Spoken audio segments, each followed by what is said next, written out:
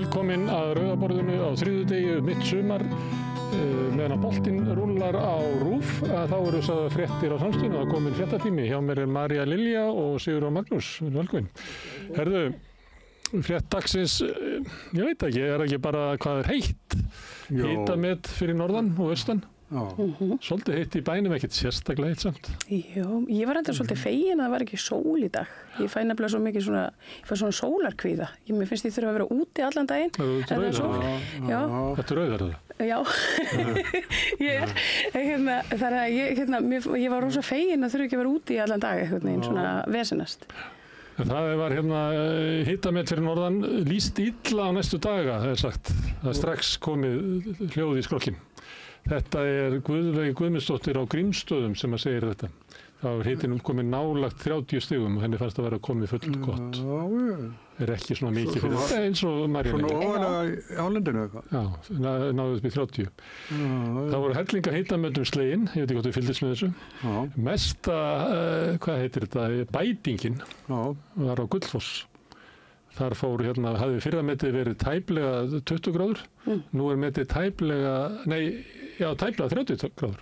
Hækkaði 9 heil stig þar sem hefði verið hæðst meldur hiti á Gullfossi. Já, nú myndi einhver segja að þetta væri kannski svona áhyggjumerki, við ættum að hafa áhyggjur af þessu yfir svona hlýnandi veðri og svona öfgum í veðráttu.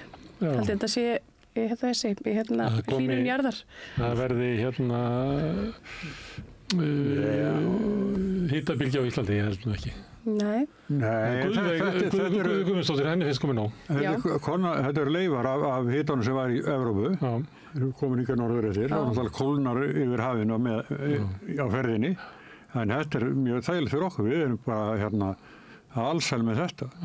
Það er svo heitt í gær, ég labbaði svolítið mikið og ég segi þetta ekki að ég var eins og ég var í New York sem er eiginlega ekki hægt að vera á sumrin í New York og þá sagði ég að það hefði verið 7 skyrtu dagur og þá svitnaði maður svo mikið að þetta skiptu 7 skyrtur í daginn. Það láið að það væri svona 3 skyrtu dagur. Ég var eins og í London í svona hitabylgju, það var alveg hrylling. Já, hryllilegt. Það er engin loftræsting í húsunum í Englandi, engin kæling, sko. Þannig að það verður ólíft inni. Það var hitabylgjum daginn, ég talaði við Guðmund Auðunsson og ég spurði hann eitthvað því að því hafi verið hitabylgju í London og þeir kvarta svo mikið. Þeir eru ótrúlega mikið dæs í neðarðarlestunum og lestunum. Já, það verður líka alveg eins og að vera í niðursuðudós, sko. Það er alveg hryllingur. Það er eitt sem að fylgir hitanum í Íslandi, það er við erum með fréttu það eru blikblæðingar á flestum landshlutum. Það var einmitt að segja að þetta hefur alltaf einhverju neikvæð hliða líka.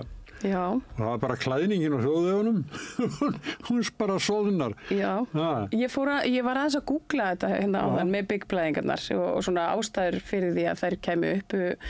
Sko, Vegagerðin vill meina að þetta sé ekkert einsdæmi á Íslandi þó að maður taki nú kannski ekki mikið eftir þessu í umfjöllunum annars staðar. Ég veit svo sem ekki, ég hef ekki mikið verið að keyra í útlöndum. En þegar ég segja að þetta hafi fyrst komið upp á Íslandi 1980. 1980? Já. Svo langt síðan? Já, en þetta er eldra en ég. Ég var einu sinni staddur á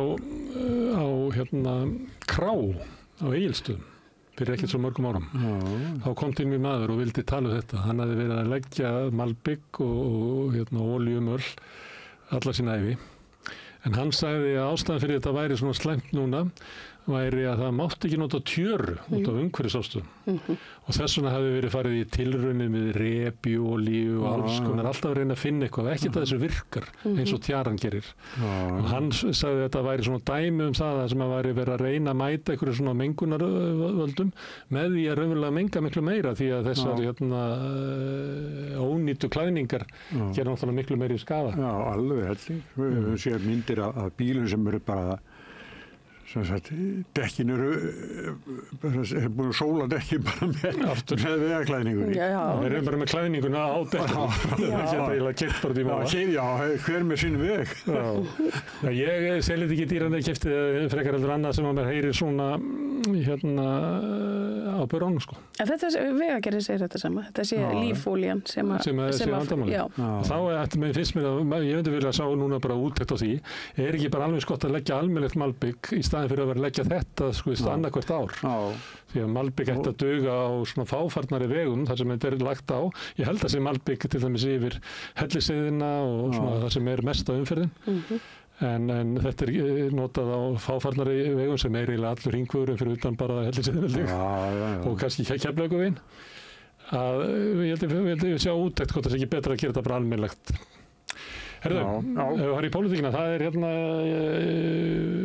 fyrirsögn frá henni Þorgerði Katrín. Vonar að Evróputengd mál verði ofarlega á blaði. Það verði að fara að undirbúa sig fyrir næsta þingvetur. Vonist þið allir því? Ég bara umræðina þetta. Ég bara vona að það verði ansi margt ofan á næsta þingi. Við viljum að öll svona stóru mál komi í umræðina. Já, en haldið miðað við sko málþófið sem var út af veiðigjöldunum. Hvernig haldið að málþóf Miðflokks og Sjálfstæðisflokks verði út af Evrópumálum? Það hjálpir mér allir heilagir með það. Sko. Já, einmitt. Ef við telja það að 7 milljarða aukin veiðigjöld á útgerðina sem að langstærstu leyti borgað af stórútgerðinni þó svo að aðri borgi kannski 2 milljarðar sem eru þá millistórar útgerðir 5 milljarðar eru stórútgerðin cirka og það til þess að verja byggðina. Hvernig heldur þið láti þegar þið fara að verja það að Ísland gangi inn í Evrópusambandið? Það verður átök sko. Nema að það var náttúrulega einu sinni stefna Sjálfstæðisflokksins að yrði kosið aðildarviðræður. Bjarni Benediktsson og Illugi Gunnarsson barðust saman fyrir því. Já. Herðu, það var ég tók eftir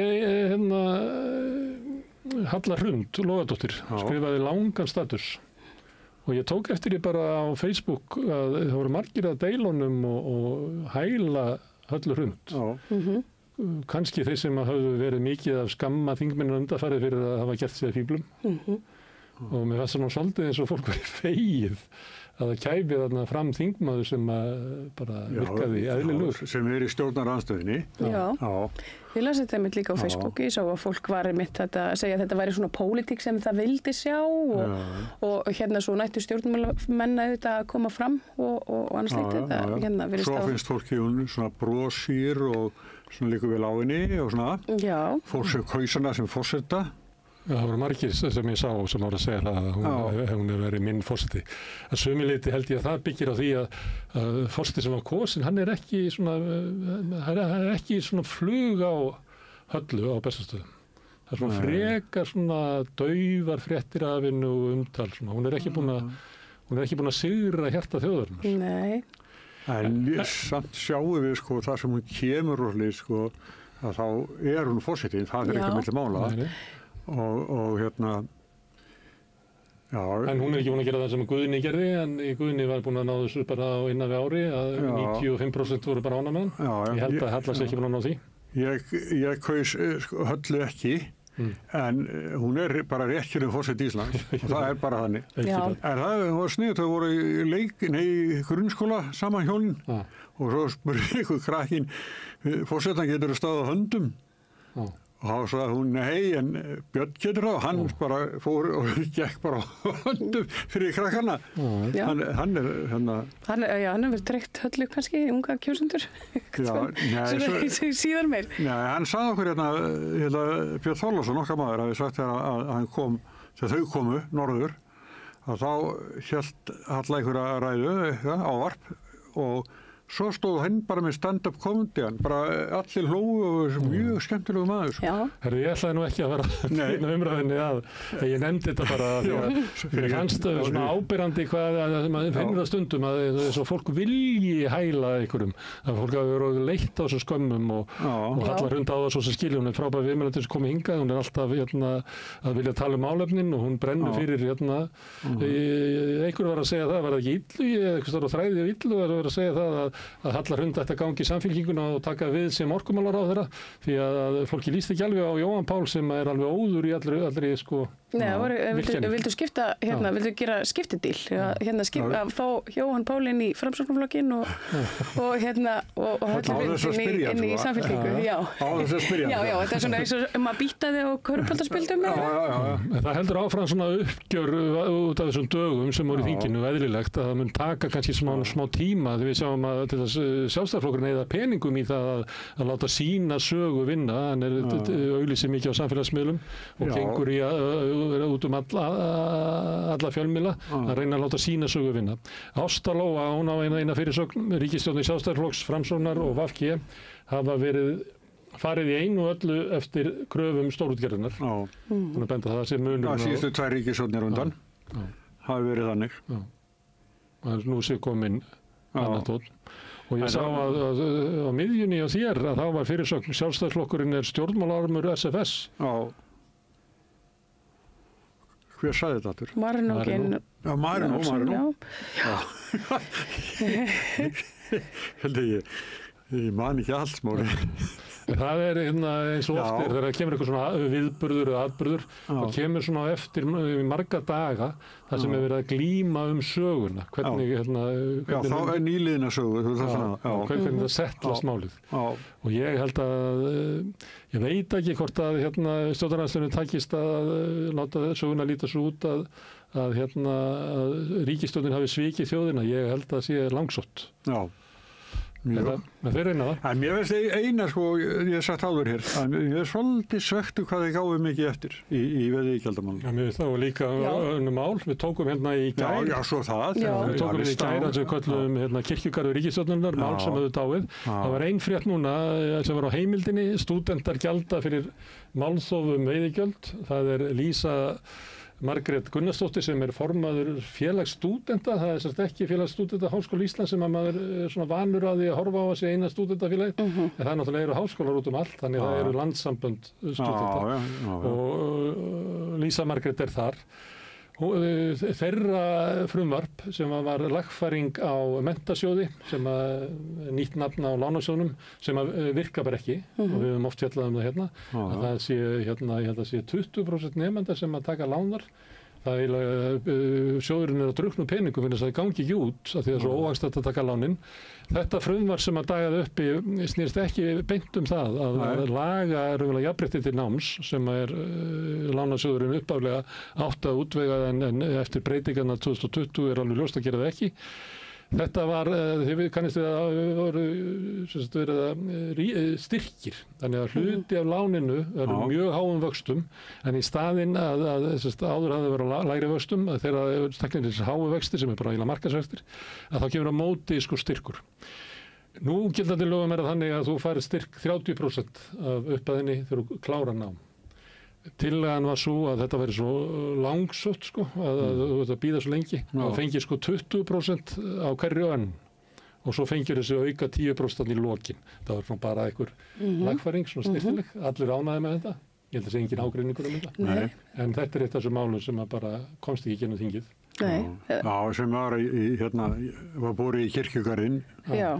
Eftir aðra umræðu, þannig að þetta var á ansi langt komið mitt og það er ljótt að sjá þessi mál sem voru komin þetta langt, voru komin, búin í fyrstu og jafnvel að hefja allt þetta. Þingið eiginlega bara eftir að kjósa og en nú þarf að byrja alveg upp á nýtt og sem er alveg fáránlega regla. Tengt þessu, það er búið að veiða 95% af strandveiðikvótunum og samkvæmt núgildandi lögum að þá ætti þessi Fiskistofa ætti bara að flautið af. En það er reynd að búist við að það verði gefin reglugerð sem heimili meira. 10.000 í viðbót. Að það sé samkomulag það. Ég held að efast ekki það. En það er samt svona kannski einhver stressaður strandveiðimaður sem að býst við að Fiskistofa stoppi sig bara strax á morgun. En við reknum ekki með að það gerist. Talandi svona ágreiningin eða glímuna söguna, þannig einu fyrirsögnina sem eru fjárfestar í sjávarútvegi fara að líta annað. Sko þetta eitthvað svona sem rekur eitthvað svona ráðgjöf í verðbréfabraski og hlutabréfabraski og þannig á þetta líti út svona eins og að veiðigjöldin séu slæm því að fjárfestar vil ekki fjárfesta lengur í sjávarútvegsfyrirtækjum og þau hafa lækkað í verði en það bara kemur almenningi bara ekkert við. Það er ekki þannig að það sé eitthvað sjávarútvegsfyrirtæki að fara út á markaðinn að sækja sér fé þannig að að fjárfestar hafi minni áhuga á hlutabréfum í sjávarútvegsfyrirtækjum drægi úr fjárfestingagetu þeirra. Það er ekkert svoleiðis. Þetta er bara það að þeir eru að kaupa gamlar eignir út á suður og kannski því að þeir núna getur ekki borgað svona gríðarlegan arð því að þeir eru með ókeypis aðgang að auðlindinni eða svo til ókeypis. Þetta þurfa að borga aðeins meira í sameiginlega sjóði að þá er kannski aðeins minni arður og þá er kannski aðeins minni áhuga að kaupa þetta. En þetta er látið eins og sko að hlutabréfamarkaðurinn sé einhvers konar svona hitamælir á því hvernig þjóðarlíkamanum líður. En hann er bara vitlausasti mælir sem hugsast getur til þess. Bæði út af þessu en svo er líka því að markaðurinn hann fer alltaf á taugum sko. Þegar vel gengur þá er hann allt á hæ og þegar illa gengur þá er hann allt á down þannig hann er eiginlega alveg glataður þannig að það verður eiginlega aldrei að flytja neina fréttir á hlutabréfamarkaði. En þessi sko stóru sjávarútvegsfyrirtækin þau eru stöndug sko og það er verið að bjóða okkur upp á eitthvað annað þá vitum við bara að það er rangt. Þetta eru miklar eignir, mikið umfang og En eftir sem áður getur þessi maður haft rétt fyrir sér því að þú veist, það var svona mikið afgangur til þess að borga eigandunum en núna er það bara svona mikið og það getur verið að, þú veist, að verðið hafi myndast út frá öllu þessu sem átti að vera hægt að greiða til eigandana. Nú er það aðeins minna og þá lækkar bara verðið en ég meina who cares? Herðu, ég er með fyrirsögn úr einn af þessum endalausu skoðanadálkum í Viðskiptablaðinu. Tegja mér svona langt núna. Hvar var það? Fjárfestar í það er Homer Simpson og næsta skref Íslandsbanka. Þetta er þetta huginn og munin og þessir dálkar sem þetta er fjallar það að Íslandsbanki hafi sko ekki náð að vinna kapphlaupið við Arion banka sameiningu við Kviku og það er svona ýmsum finnist það bara góð tíðindi af því að það er bara tómt vesen. Og þeir eru að tala þarna Heiðar Guðjónsson sem einu sinni satt í stjórn Íslandsbanka, ég held að gera það ekki lengur, en hann hefur verið með kröfu að Íslandsbanki kaupi eigin hlutafé. Og þetta er það sem er gert á markaði að segjum að Íslandsbanki rúti hlutir, bara fleiri milljarðar, og hann fær leyfi á hluthafafundi til að kaupa kannski 5% tilbaka.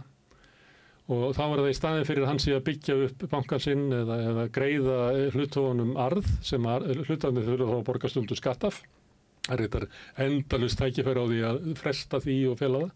Í staðin fyrir að hann greiði hluthafunum sínum arð, þá kaupir hann eigin bréf sem að leiði til þess að það er fleiri að kaupa bréfin á markaði heldur en að selja, þannig að bréfin hækka og eigendurnir græða miklu meira en þurfa ekki að borga skatt af því að það bara hækkar eignin hjá þeim.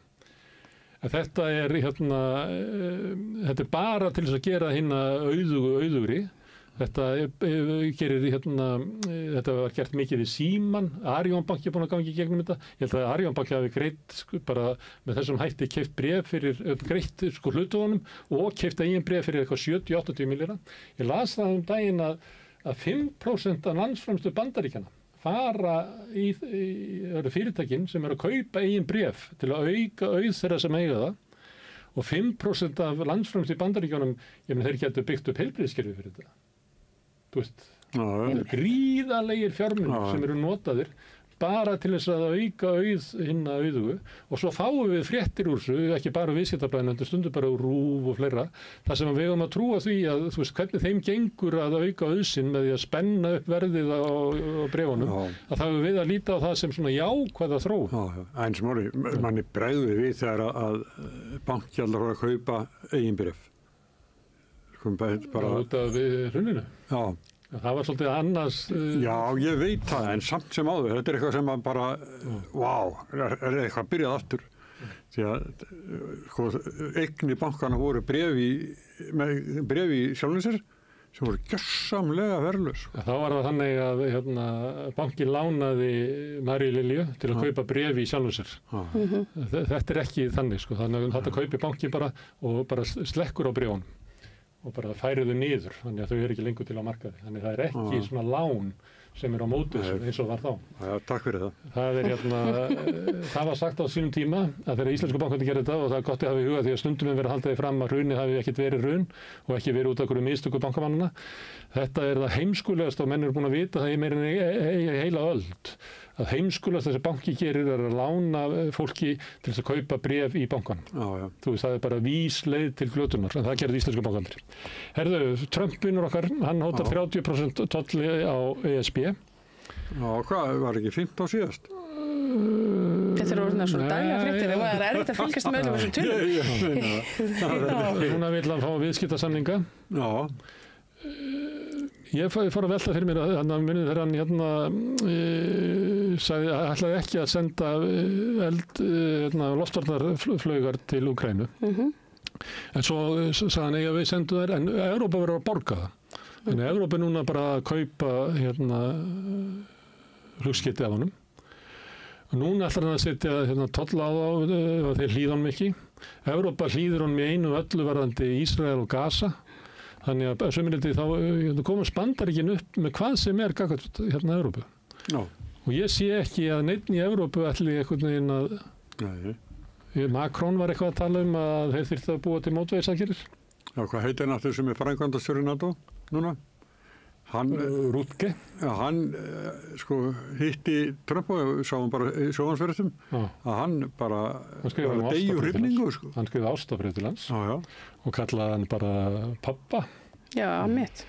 Herðu, talandi hann, þetta eru tollanir á Evrópusambandið, hann er að gera sama með Kanada og Mexíkó og fleiri lönd, en svo er hann að setja 100% tolla á Rússland og þá sem að stunda viðskipti í Rússland, það eru 50 dagar sem þeir fá til þess að stoppa stríði í Úkraínu, annars mun að setja þess að tolla á. Rússarnir virðast engar áhyggjur á þessu.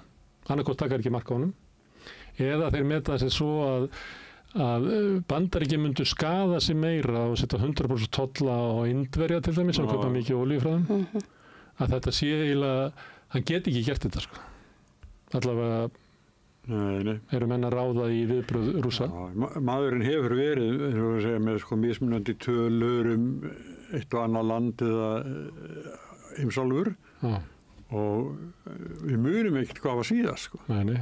Hann skiptir svo oft skoðin þessu, hvað hann hefur rann að háa. Sko. En þú manst hvernig sagan Úlfur endaði, sko.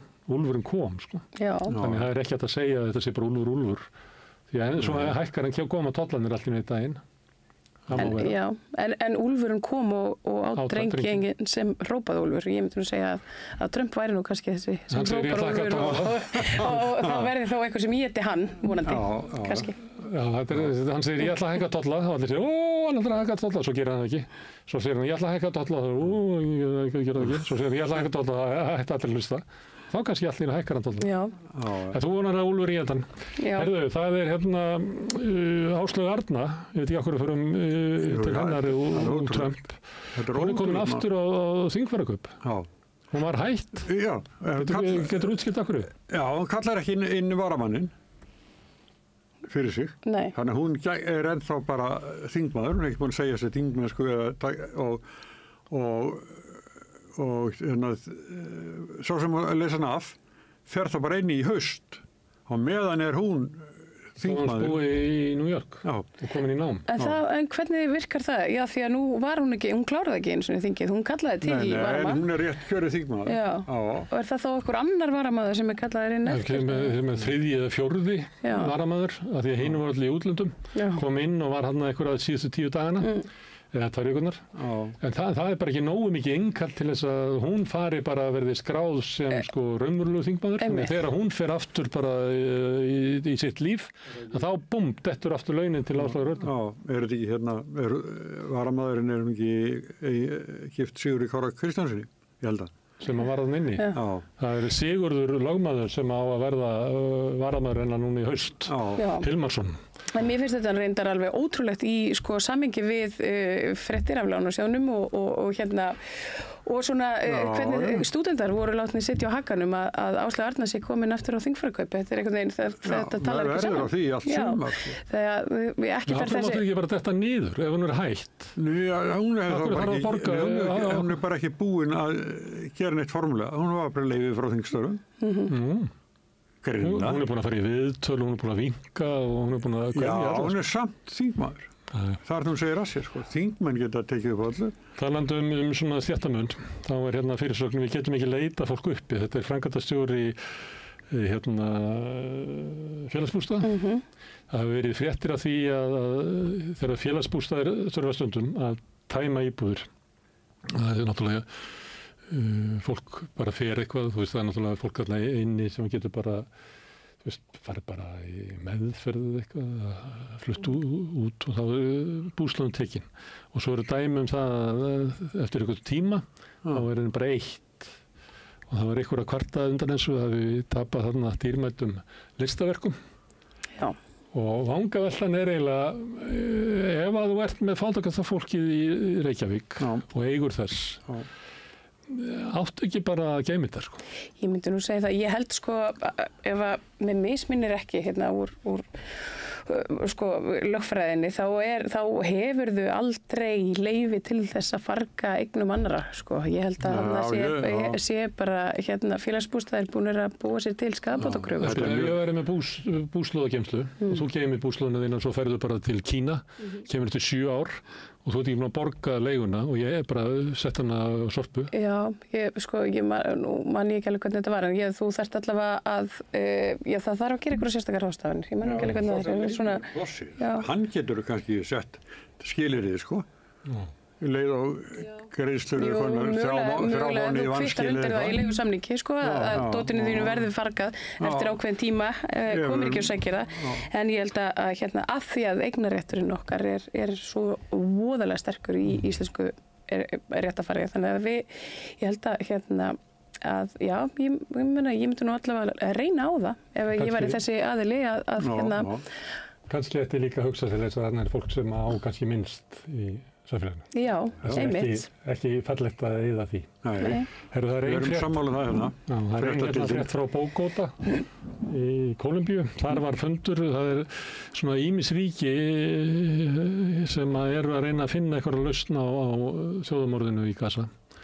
Og það sem var áhugavert við þetta er að þarna eru náttúrulega ekki Vesturveldin. Þarna eru bara lönd héðan og þaðan í heiminum sem ábýður þetta. Ég veit ekki hvort það sé ykkur von til þess að hún var nú þarna á myndinni með fréttinni, hún Francesca Albanese sem að Bandaríkjamenn hafa eiginlega gert að eftirlýstir konu fyrir að segja satt við það sem er að gerast í Ísrael. En ég tók þetta nú bara svona með. Já, það er áhugavert að íslenskt ráðafólk skuli ekki verið á þessum fundi. Heldur eru þau hér á fundi með Ursulu von der Leyen. Hún kemur á 50. Já, þannig að hérna það er svona, það er svona forgangsröðunin að þeir virðist og ég sá að fólk var svolítið að velta þessu fyrir sér einmitt á samskiptameilum í dag. Það er hérna Ólafur Ólafsson segir instead of attending emergency conference of states in Bogota to halt Israel's genocide in Gaza, the leaders of the Icelandic government prefer to take genocide complicit Ursula von der Leyen sightseeing in Iceland. Þess að fara með hana í útsýnistúrum í Ísland frekar heldur en að taka þátt í þessum fundi. Ég ætla að tala þetta við hana Helena Ólafsdóttur, hún stödd í Sómalíu. Ég ætla að hringja í hana hérna í lok þáttarins og meðan annars að tala við hana þetta heimboð til Ursulu von der Leyen.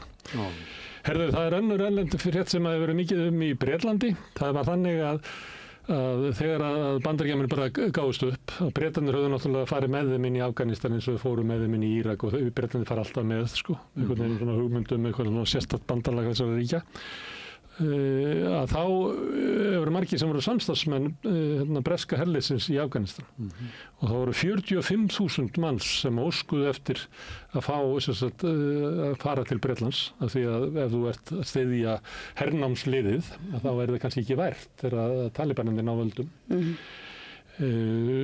Slatti af þessu fólki, ég man ekki að þetta var 9.000 voru teknið yfir og eitthvað vonum að fleiri muni geta komist til Bretlands.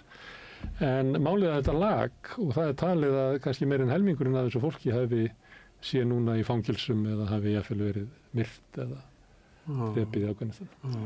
Þetta mikið fjallað þetta. Það engin saga með hverjum einum og nei, það bara fjöldi sem kemur. Enn eitt dæmið sko ábyrgð mitt Bretlands, Bandaríkjanna, Vesturlanda á því ömurlega ástandi sem að almenningur í Miðausturlanda býr við. Þetta bara... Það eru svona sögur út allt. Það sem að fólk svona veðjar á Bandaríkin eða Bretland, en það reynist ekki gott. Það var ekki Kissinger sem sagði það, að það er svo slemmt að vera óvinnu Bandaríkin en það sé hryllilegt að vera vinnu þeirra. Það er önnur erlend frétt. Það er Andrew Cuomo sem að tapaði fyrir Zoran Mamdani í prófkjöri demokrata fyrir borgarstjórnarkosningar í New York. Hann ætlar að fara í framboð í eigin nafni sem þriðji aðili.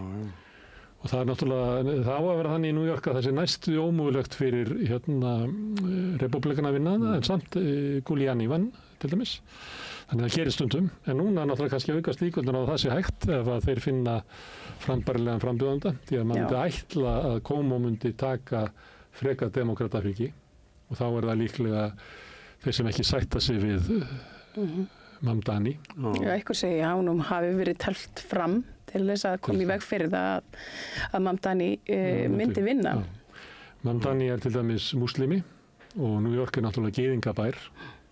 Ég meina þeir eiga, þú veist, New York Times og þú veist, þeir eru bara gríðarlega sterkur hópur þar inni. Ekki allir á bandi Ísraelsstjórnar, það eru oft sterkustu mótmæli, það eru gyðingar í New York sem eru að mótmæla stefnu Ísraels. En þetta verður þekkið Andrew Cuomo. Já, hann svaklegast úr starfi sem ríkisstjóri í New York. Já, fyrir kynferðislega áreitni. Það voru fjöldi kvenna sem töluðu að hann hefði áreitt kynferðislega. Þannig að hann einhvern veginn, já, hann sér sér í leikaborði að ætla að snúa aftur. Þetta var nú bara 2021 held ég sem hann hætti. Nú er stundu talað að Me Too það var bara gekk allt og langt pendullinn og núna er hann komið svona tilbaka, þannig að finnst þér þetta að vera merki það að menn sem hafa hrökklast frá störfum út af þessum málum, að þeir geti komið aftur, þetta dæmi það? Sko, sýndi hann einhverju yðrun á einhverju tímapunkti? Baðan einhvern afsökunar, ég þekki það ekki sko.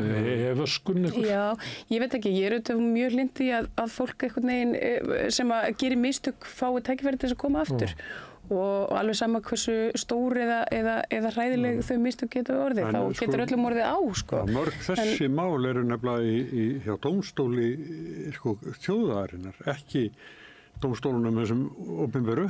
Það eru hvernig þjóðin tekur. Það finnst ykkur þá gott að hann bara bjóði sér fram og annarkvort fær hann sík?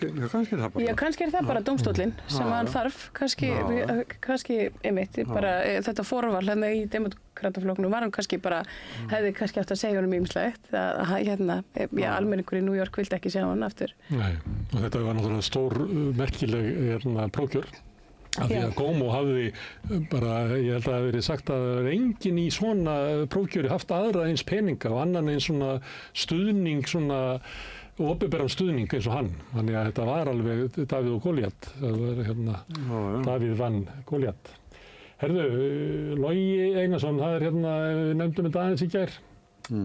Að eitt af þessum málum sem að döguð uppi í kirkjugarði í ríkisstjórnarinnar var fjölmiðla styrkirnir. Og hann segir við finnum leiði til að koma út þessum styrkjum og þá var hann að segja að ef við náum sér ekki inn á haustþingi sem að, ég veit það ekki, þú veist, næstu jól verða nákvæmlega eins og þetta sumar sko.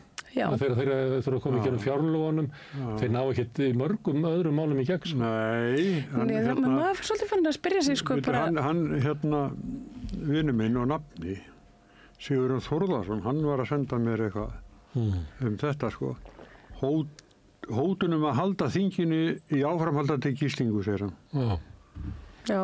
Hann er áspennið hvað er alltaf Logi að gera. Hann getur alltaf ekki verið með reglugerð að veita hvað er slatti peningur, þetta er bara 500 milljónir eða eitthvað sko. Þú getur ekki með reglugerð. Nei. Þú verður að hafa lög og lögin renn út, það verður alltaf verið bara framleitt lögin 1 ár í senn. Sem er alveg ómögulegt kerfi sko. Því að sko þingmenn, stjórnmálamenn hafa hótað sko fjölmiðlum. Það til dæmis var ekki hver sagði, það var Sigurjón Þórðarsson, sagði við RÚV.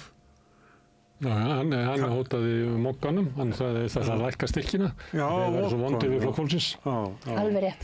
Hann sagði þetta ekki alveg svona, en ég meina þannig var þetta túlkað og hann var nú eitthvað að segja, hann hefði ekki alveg sagt þetta svona. Og það var svolítið, sérstaklega svona í janúar, febrúar, það var svolítið svona sláttur á Flokki fólksins að hóta fjölmiðlastyrkjunum. Þetta ekki verið ljós, ég held að það væri snúið fyrir Loga. Ég held að þetta sé ekki eitt af þessum málum sem einhvern veginn rosaleg stemming við að klára. Það var Vigdís Hauksdóttir, þá formaður fjárlaganefndar, sem að sagði við RÚV. Þið vitið, hver ræður. Einmitt. Herðu, 36 hugsanlegir þolendur mansals á Íslandi, það var einhver rosaleg rassía hérna og sem að náði út alla Evrópu. Þú ætlar svolítið að fjalla þetta núna eftir. Já, hingað ætla að koma til mín fulltrúar Rauðu regnhlífarinnar sem eru hagsmunasamtök kynlífsverkafólks á Íslandi. Sem eru hlindarvændi. Já, og tala það sem kynlífsvinnu, ekki vændi. Þetta umræðan þetta, það er auðvitað hræðilegt að fólk er selt í mansal. En þau hafa svona aðeins aðra kannski sín á hlutina og við erum öll í því að velta upp öllum hliðum hér. Þannig að þær hafa... Drífa Talskona Stígamóta var í kvöldfréttum RÚV held ég eða Stöð 2, ég man ekki hvort það var. Hún var að tala að þetta væri, hún var í Speglinum á Rás 1. Hún var að tala að þetta væri meðallandskonu frá held ég Rúmeníu sem eru fluttir hérna að vinna bara einhverja 2 mánuði á einhverju hótelum og svo eru það bara fluttar í næsta land og Já, ég meina þetta auðvitað þekkt, það alls konar mansal sem finnst í heiminum og það fátækt fólk sem lendir í klóm þriðja aðilega sem gerir það út hvers konar vinnu sem það svo sett í en og þetta auðvitað kannski bara mjög alvarlegt múli, ég held að það sem að Rauða regnhlífin vilji kannski svona benda á að svona í heild sinni mansal vond en það þurfum við kannski ekki alltaf að taka þetta kynlífsvinnu út fyrir sviga. Það ekki gefið allir sem eru í kynlífsvinnu séu þar af nei. Séu í mansali. Já. Þú ræðir við þeirra eftir. Það eru tvær fréttir inn í lokin. Það var ólíft í húsinu eftir að ferðamenn elduðu hákarl í Miðstöð. Það var einhvers staðar fyrir austan. Ég held að þetta væri hrefnukjöt og steiktu það með hvítlauk. Hann sagði að nú vika síðan það var og það búið ólíft í húsinu. Það rétt núna sem bara hægt að ná andanum inni. Og hann sagði að enginn borða þetta. Steiktur hákarl með hvítlauk ekki góður matur. Hundarnir áttu þetta. Og þeir eru verið andfúlir. Það eitt í þessu reyndar með svona aukningu ferðamanna hér á Íslandi sem að ég sé að svona samtök grænkera og umhverfisverndarsinnar hafa verið að benda á að það að sko grænlandshákarlinn sem að hefur svona verið étinn hér á þorrablótum og svona endrum og eins, hann allt í einu, hann komin í svona miklu meiri veiði af því að það svo mikil eftirspurn vegna þess að þetta þykir svo mikið sport á meðal túrista og sama með lundan. Að lundin sé veiddur núna í auknum mæli og boðið upp á reykta lunda. Það er í útrýmingarhættu. Akkurat. Og en það nú samt víða á veitingastöðum bara á höfuðborgarsvæðinu þar sem er boðið upp á reykta lunda. Þannig að þetta svona ágefni og... Ég má segja reyna svo, ég hef nefnilega lent í slag við hákarl. Já, það er bara þannig. Þegar ég var á Sólbæk þá kom hákarl í trollið.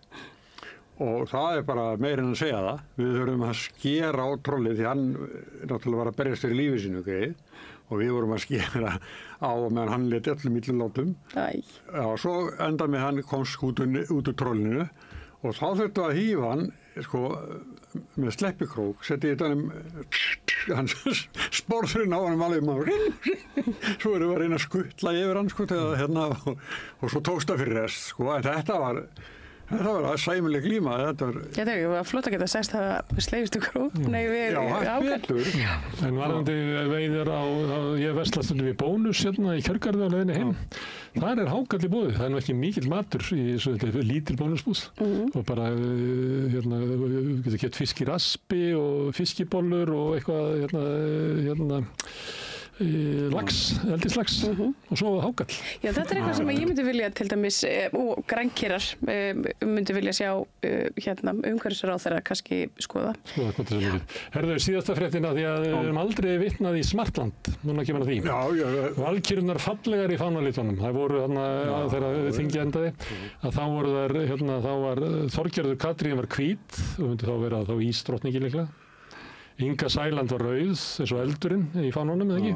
Það er ís og eldur. Og svo var hérna Kristrún blá eins og himinn. Eða jökullin. Já, nei, það er ekki jökullin hvítur, sko. Nei, það er svona frosinn, sko. Nú, það er koma tveimur ísum hann að fyrir, bæði blái liturinn og hvíti sé ís. Nei, ég er ekki að meina ekki hérna úr vél. Ég held að blái liturinn í fánunum sé annarkvort er þetta himinin eða hafið. Já. Nema fór þetta ekki að segja. Þetta var bara óvart, sko. Var þetta óvart hjá þeim eða klæddu þær sér upp á svona sérstaklega í tilefni dagsins? Ég held að það hefur óvart. Já, þær eru bara svona þjóðlegar í hjartanu. Ef þetta er ekki óvart, þá er þetta ótrúlega séð, því að það er svona baráttan hérna, hvernig þinglokin voru, að þá er þetta náttúrulega mjög fínt að lenda í Smartlandi í hérna, íslensku fánalitunum. Það er enginn sem fussar yfir því. Herðu, þetta eru fréttirnar. Við ætlum að hafa örstuttar auglýsingar og svo ætlum við að tala vændi eða kynlífsverka fólk og það er Margrét Lilja sem að fær hér gesti eftir augnablik. María Lilja fær gesti eftir augnablik. Hjálpið okkur að byggja upp dreifikerfi samstöðvarinnar með því að læka síður samstöðvarinnar á YouTube og Facebook. Bókvistun býður upp á alhliða bókhaldsþjónustu fyrir einstaklinga og fyrirtæki. Við byggjum á reynslu, faglegum og traustum vinnubrögðum. Bókvistun, alhliða bókhaldsþjónusta, Bæjarhrauni 2, Hafnarfirði. Samlokubrauð, maltbrauð, tékkneskt-brauð, súrdeigsbrauð, brauð ársins, Bernhöfts bakari, íslenskt handverk síðan 1834. Ertu á leið heim úr vinnu? Stilltu á FM 89,1. Fortíðin var aldrei, hún aðeins er. Einkasýning Larissu Sansúr hjá Listasafni Reykjanesbæjar, opið alla daga nema mánudaga til og með 17. ágúst, Listasafn Reykjanesbæjar. Með því að ganga í leigjendasamtökin styður þú baráttu leigjenda. Leigjendasamtökin eru fyrir öll þau sem vilja vinna að réttlæti og öryggi á húsnæðismarkaði. Leigjendasamtökin.is.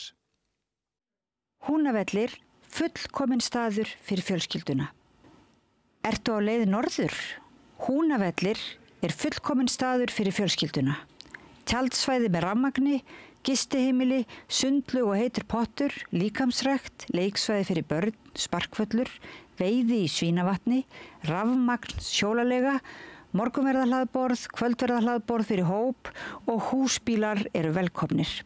Hópatilboð í boði fyrir ættarmót, stóramæli, fjölskyldu og vinafögnuði. Allar upplýsingar á húnavellir.is og í síma 861 23 19. húnavellir.is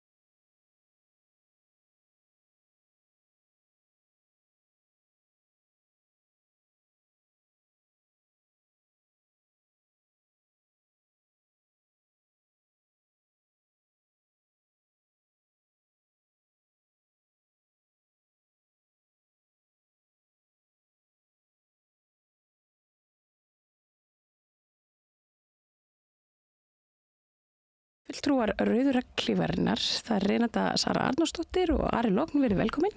Takk hérlega. Núna höfum við fengið svolítið fréttir af því að hér hafi verið stór aðgerð, hún hafi svona milli landa, hér hafi verið einhvern veginn svona komið upp um fjöldamannsal og bendir allt til þess að það hafi verið þarna aðilar sem hafa verið gerðir út gaggjart í vændi eða kynlífsverkavinnu. Þetta auðvitað sláandi að heyra svona.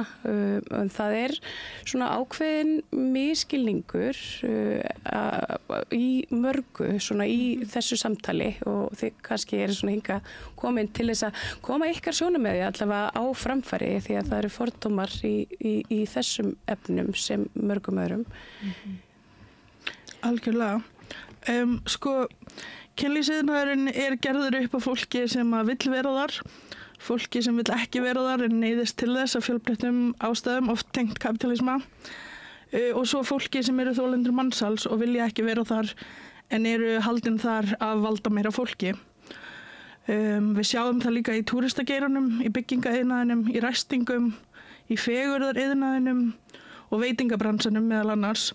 Og kerfin okkar þurfa að vera til staðar fyrir alla þessa hópa á viðeigandi hátt. En þegar við tölum mansal, þá erum við að tala ofbeldi sem manneskja eða manneskjur í valdastöðu svipta fólki með þá minna eða ekkert vald í aðstæðum af frelsi þeirra til þess að gera það sem þau vilja. Þetta valddýnamík getur orðið til af ýmsum ástæðum, peningaskuldum fyrir flutning á milli landa eða til dæmis hótanir ofbeldi eða aflífun ef þau gera ekki það sem þeim sagt að gera. Alltaf í mansali eru til staðar aðilar sem hagnast á valdaleysi þolendans. Þetta á við kynlífsmansal en líka mansal almennt. Svo það fólk í vændi eða þolendur vændis. Þá erum við að tala fólk sem sjálfstætt en býr við mikla neyð og gerir ákvarðanir sínar undir þvingunum til dæmis stóra skulda, sjálfskaðandi hegðunar og eða vímuefnavanda. Þetta fólk sem finnst hugmyndin að sofa hjá fyrir pening vera á móti þeirra lífsskoðun en neyðin bara svo mikil og hjá þessum hóp fær svo mikið af svona internalized skömm að grasserast og þá þau að upplifa internalized skömm en líka skömm frá samfélaginu fyrir að gera það sem þau neyðast til þess að gera oft. Sumir í þessum hóp nota líka kynlífsvinna til þess að lýsa sínum aðstæðum en það persónubundið og svo það kynlífsvinna og þá erum við að tala fólk sem gerir meðvitaða ákvörðun að byrja í kynlífsvinnu.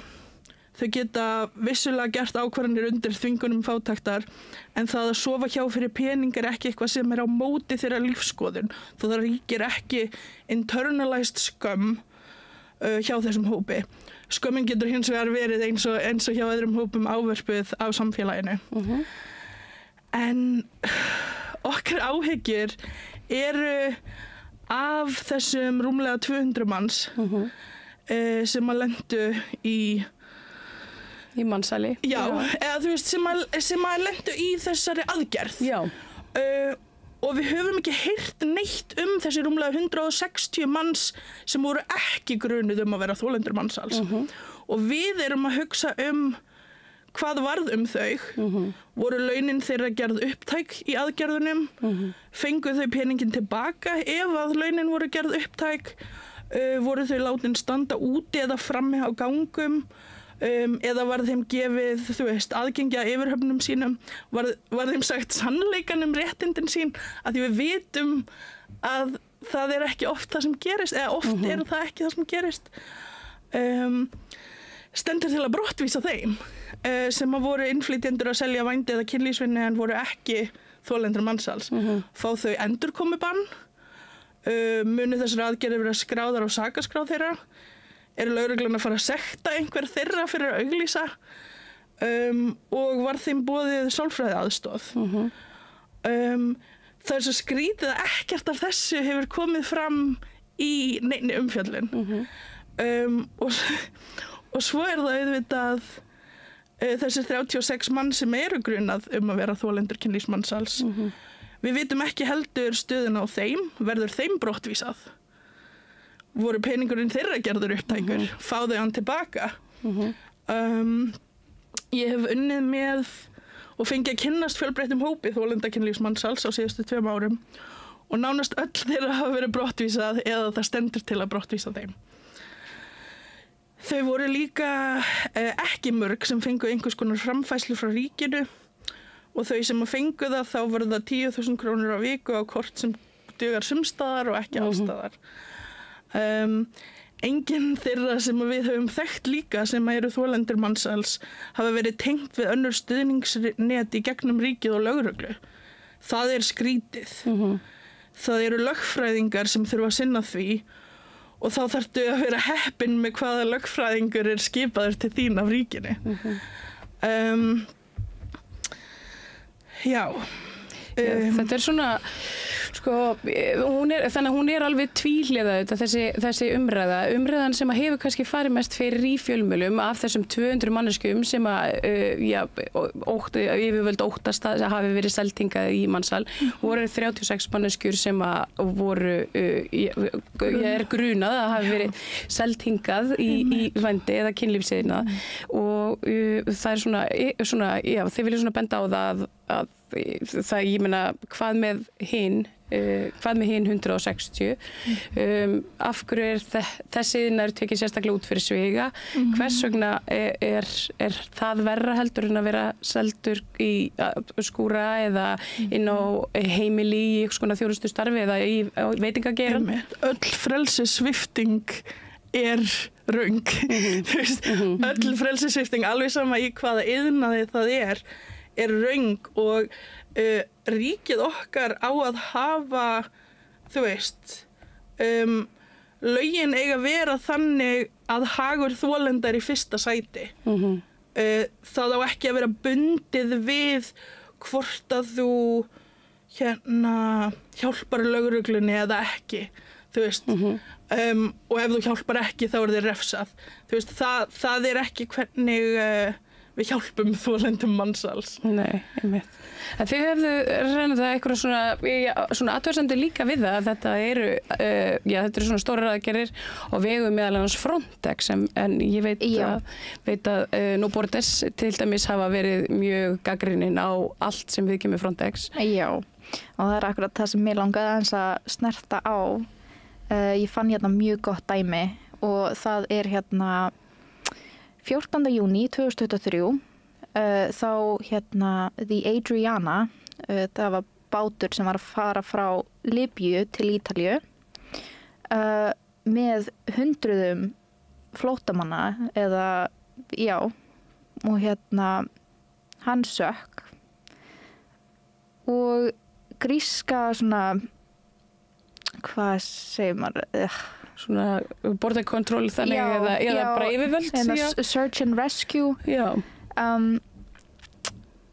Já, þetta var semst í því svæði. Þetta var bara, ég að translata þetta allt í hausnum, sko. Ekki mál. Þetta var semst að dauðlegasta já, það var stærsta mannfall í sögunni. Svona migrant shipwreck, sko. Og það voru 9 manns sem var bjargað og þau voru tekin í fangelsi. Einmitt. Og þau voru sökuð að vera, sem sagt, smyglarar. Þessi sem lifðu af. Já. En líka bara, þú veist, við setjum stór spurningamerki við það, þetta Frontex aðgerða því að aðalstarf Frontex í Evrópu eins og reynda kom inn á að halda óæskilegum þolendum Vesturlanda frá landamærum Evrópu, svolítið svona by any means necessary, sem þýðir fólk drepið, fólk skilið eftir út í sjó, þeir sökkva báta, þau skotin. Já, það er bara leyfi fyrir allt ofbeldi til þess að halda óæskilegu fólki frá landamærum Evrópu. Þess vegna fyrsta hugsun okkar hvenær verður þeim brottvísað búið að brottvísa þeim, þú veist.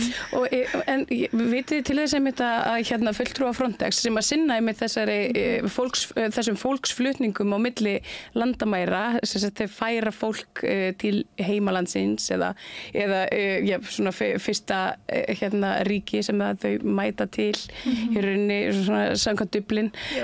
Vitið eitthvað til þess að þessir aðilar, Frontex og svo bara íslensk yfirvöld og sé einhvern hátt stakk búin að þeim takast á við svona stort verkefni og á réttum forsendum? Nei. Þeir sem sagt notast mjög mikið við biometric data sem bara að hafa yfirlit yfir útlit fólks og nota það, skrásetja það og síðan fylgjast með eða njósna fólk og sérstaklega á landamærum. Og það sem við erum að sjá að innflytjendur og flóttafólk rosa mikið verið að nota sem tilraunadýr á þessum í rauninni njósnunar aðgerðum. Já, og þetta meðal annars notuð gervigreind og þetta allt skrásett. Þannig að það í rauninni bara, þú veist, bara svona data centers notuð undir allar þessar upplýsingar allt þetta fólk og auðvitað eins og gervigreind þjálfuð af mannfólki með fordóma og þessi gervigreind og þetta þessi algoritmi sem notaður til þess að greina úr myndavélum og svoleiðis hvort einhver sé óæskilegur bara mjög rasískur. Teljið þá að sé meiri líkur að fólk af ákveðnum uppruna lendi í einmitt svona rasíu heldur en bara hvítt fólk úr öðrum Evrópulöndum eða annars staðar úr heiminum? Já, það bara eins og ef þú ert dekkri á hörund að þá ertu líklegri til þess að vera stoppaður og að sem sagt kerfið flaggi þig. Og þegar það kemur sérstaklega að þolendum mansals eða kynlífsverkafólki þá það rosalega mikið þetta sama targeting notað á konur sem eru að koma frá Austur-Evrópu. Það hafa verið notað bara það sem sönnunargögn á landamærunum hefur verið notað til þess að senda fólk tilbaka, hefur verið notað það að þau eru með flottan undirfatnað í farangrinum sínum. Það hefur verið notað til þess að segja þetta annarkvort manneskja sem ætlar að gera vændi á Íslandi eða þolandi mansals, þau verða að fara. En hvernig sko, bara eins og með þessar aðgerðir sem hefur verið fjallað mikið í fjölmiðlum og það alltaf ykkur hérna baki, ég meina þegar mansal á sér stað, þá alltaf ykkur þriðji aðili og ykkur samverka menn sem að sjá hag sinn í því, einhvern veginn að selja þá sem fátækar eru og í meiri neyð á milli landa sem að útýrt vinnuafl. Hafið þið eitthvað fylgst með því hvort að það hafi, ég meina, eitthvað raunverulegu gerandi hérna eða þetta bara hópur af fólki einhvern veginn sem að hérna einhvern veginn sendt í einhverja ánauð en það hefur engin gerandi verið handtekinn eða? Mér finnst mjög áhugavert sko, það sem hefur verið í fréttum nýlega þetta með konuna sem að maðurinn var í rauninni að selja aðgang að. Það var kynlífsmansal.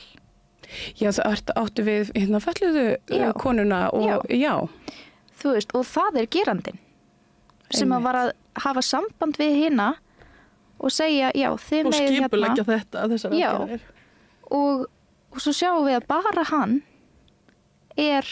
kærður, sakfelldur. Hinn sleppa.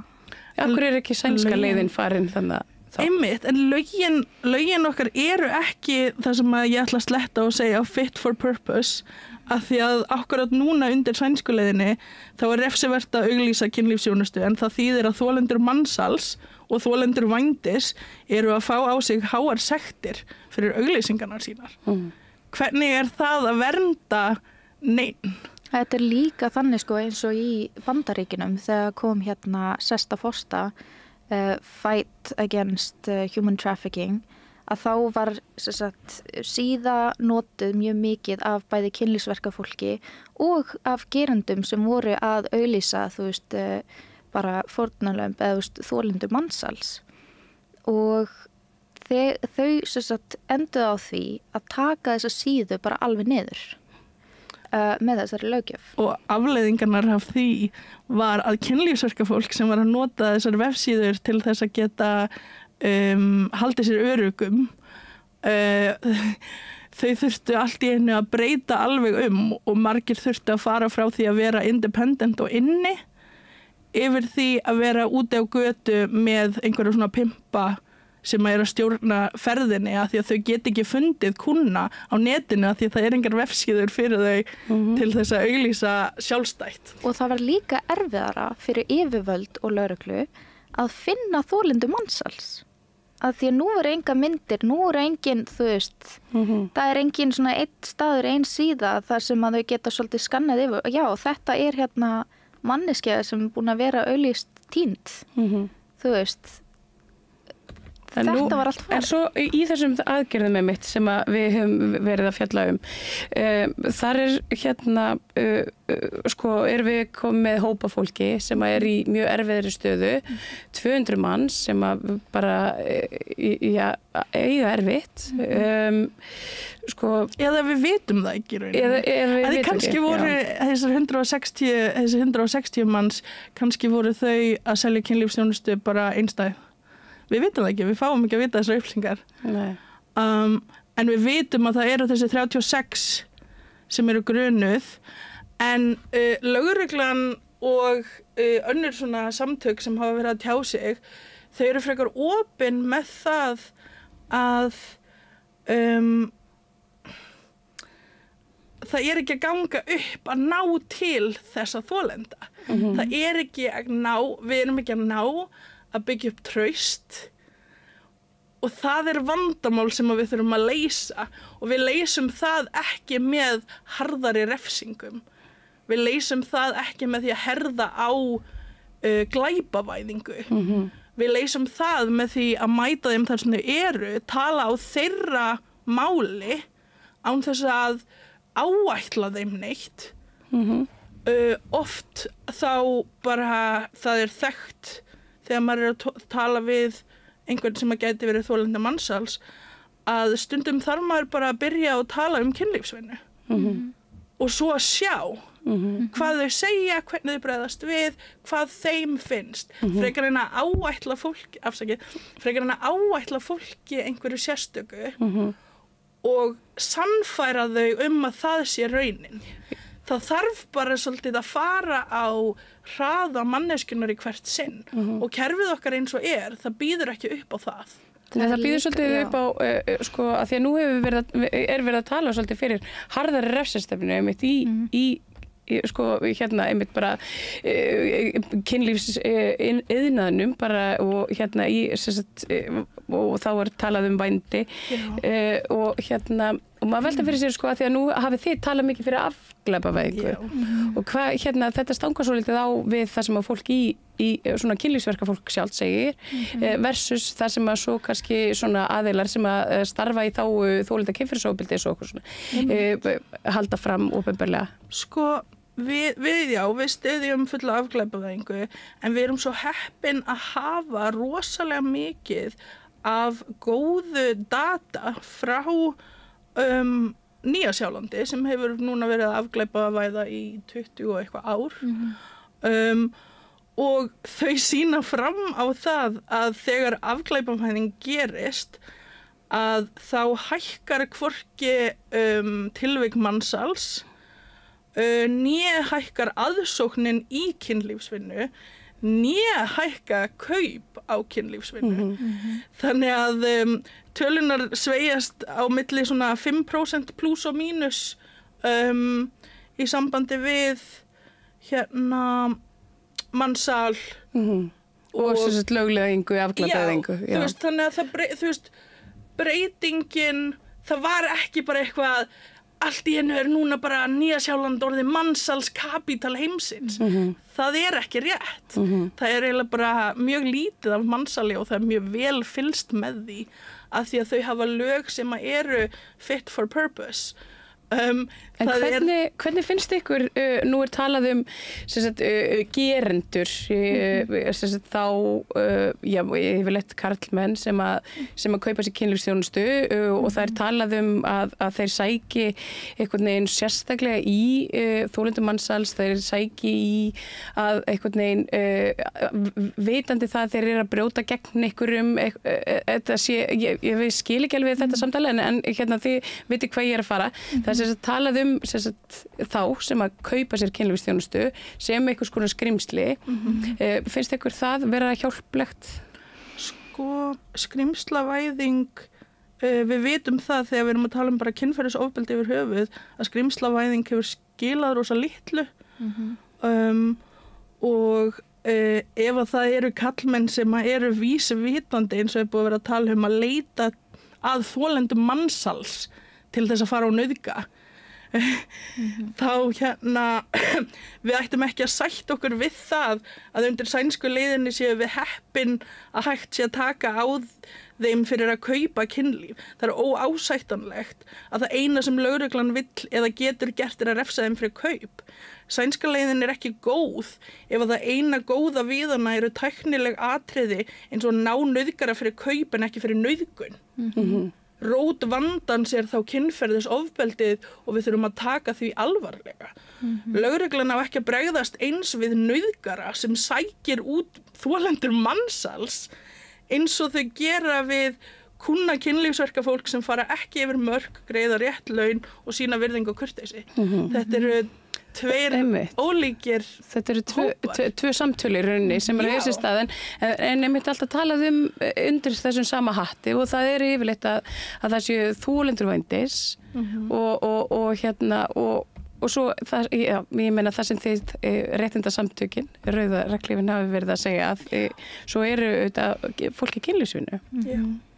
En við þurfum lausnir sem að virða sjálfsákvörðunarrétt þeirra sem að eru að selja, setur ekki heimilisaðstæður þeir í hættu, lausnir sem koma að rót vandans sem eru réttindaleysi, fátækt og landamæri sem halda fólki með ákveðin vegabréf utan.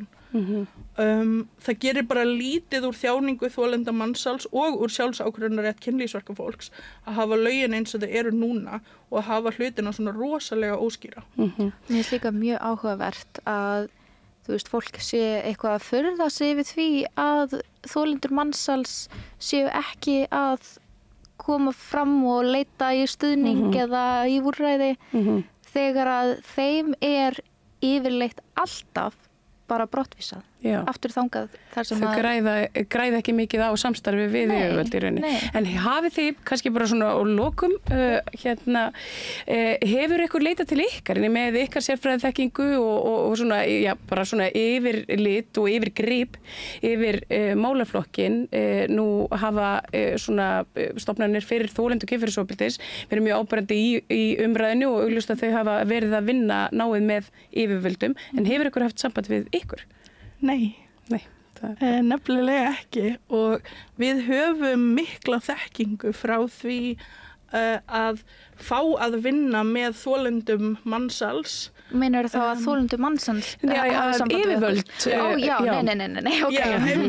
En við höfum verið sett í tengsl við bara marga þolendur mansals sem við höfum getað stutt á bara svona mismunandi hætti og þess vegna finnst okkur svo skrítið að það er ekki standardinn að leita til mismunandi félagasamtaka að því að eins og No Borders er að hjálpa þolendum mansals. Þú veist, No Borders er að styðja þolendur mansals og það er bara heppni að þau kynntust No Borders. Það er ekki verið að segja fólki hvar þau geta fengið aðstoð. Réttmæta þjónustu.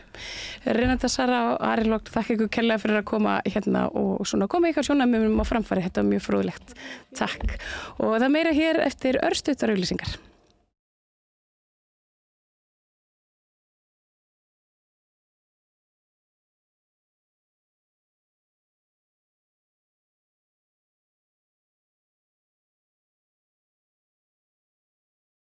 Hjálpið okkur að byggja upp dreifikerfi samstöðvarinnar með því að læka síður samstöðvarinnar á YouTube og Facebook.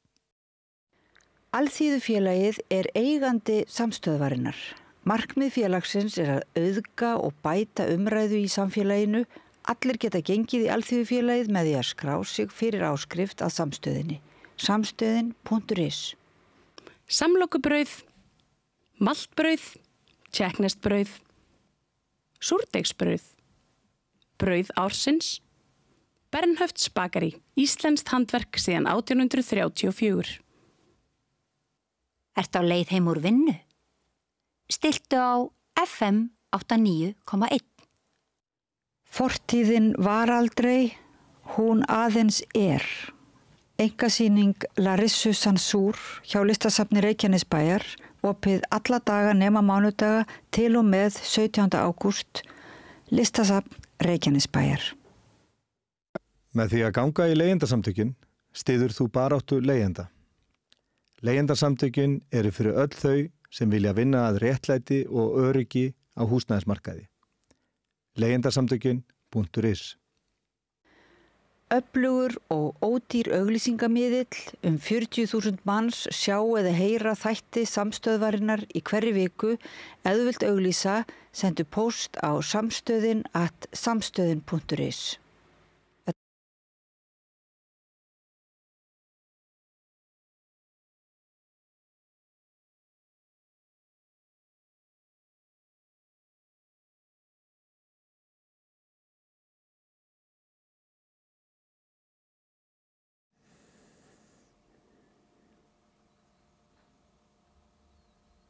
Já, Ríkisendurskoðun sendi frá sér skýrslu daginn heilbrigðiskerfið okkar og komst að því að það var allt í messi og það svo sem verið fréttir af því undanfarið, en síðan kom formenn svona fagstéttanna með yfirlýsingu að þarna væri ekkert sem að kæmi sér óvart. Það hefur verið margbúið að benda á þetta. Það sendu frá sér yfirlýsingu Helga Rósa Másdóttir sem formaður Félags íslenska hjúkrunarfræðinga, Sandra B. Franks sem formaður Sjúkraliðafélags Íslands og Steinunn Þórðardóttir formaður Læknafélagsins og Unnur Berglind Friðriksdóttir formaður Ljósmæðrafélagsins, og þær eru hingað komnar, þær síðast nefndu, Unnur Berglind og Steinunn.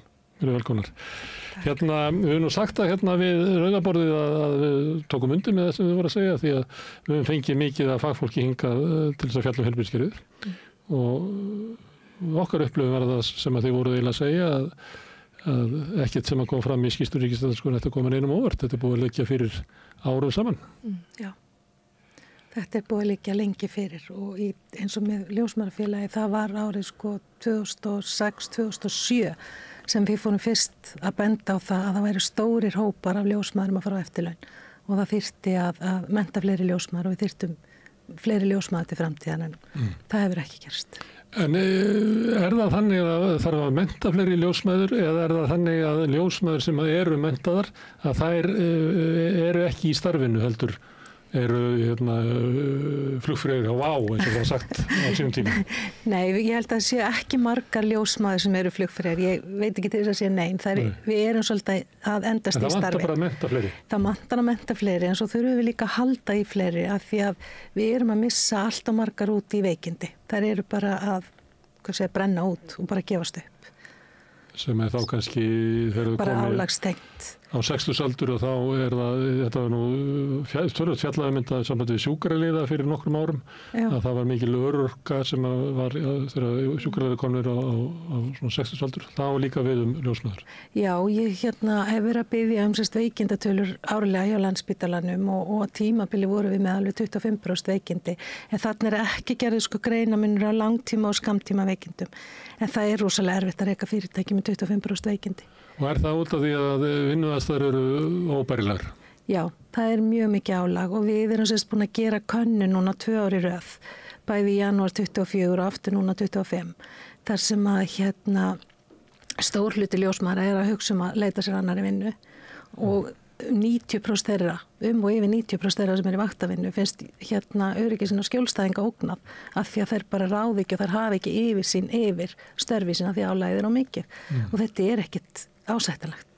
Það vegna þess að það tekst ekki að manni í stöðurnar og þess vegna verið að keyra þetta á undirmönnun allar vaktir? Og svo bætast náttúrulega 25% veikindi við, þannig að ef ég mæti á vaktinu og halda sig 3 á vaktinu þá verður bara kannski 1.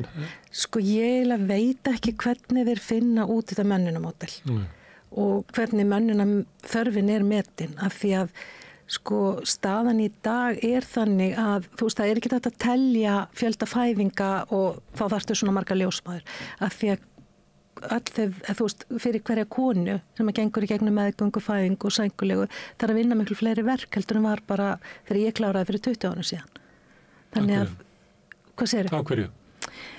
Kröfurnar eru meiri og það eru ætla sé ekki líka, það eru veikari konur sem eru ólittar í dag sem kannski gáta ekki að vera ólittar fyrr en það eru líka meiri kröfur og meiri þekking og við getum gert meira í dag. En ljósmæðurum ekki fjölgað? Nei. Mögulega fækkað? Já. Eða hvað? Já, ég held það. En við erum líka það virðist vera að það sé fullmannað og þær eru ekki að fá stöður en það er samt ekki atvinnuleysi hjá ljósmæður. Steinun, Ríkisendurskoðun segir vanti 30 lækna, er það ekki frekar lítið það? Jú, það er frekar lítið. Þetta skrýtna tölur að svo vantaði næstu 400 sjúkraliða, það er bara 30 lækna?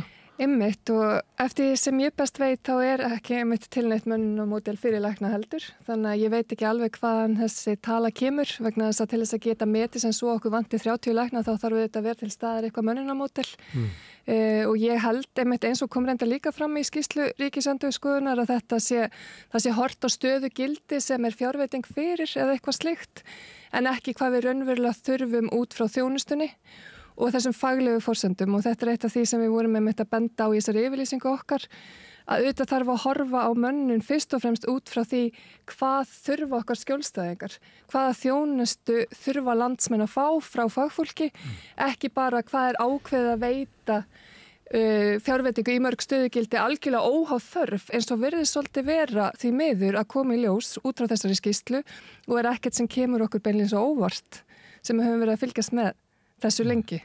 En þú ert á því að það vanti miklu fleiri lækna heldur en 30? Það vantar miklu fleiri lækna heldur en 30. Við sjáum það líka bara frá því sem við heyrum frá okkar félagsmönnum króníska undirmönnun og það er að safnast upp hjá fólki til dæmis gríðarleg frítaka sem það bara næri ekkert að taka út. Það eru hundruður, jafnvel þúsundir klukkutíma sem fólk á inni í óúttekið frí og það segir mér náttúrulega ýmislegt.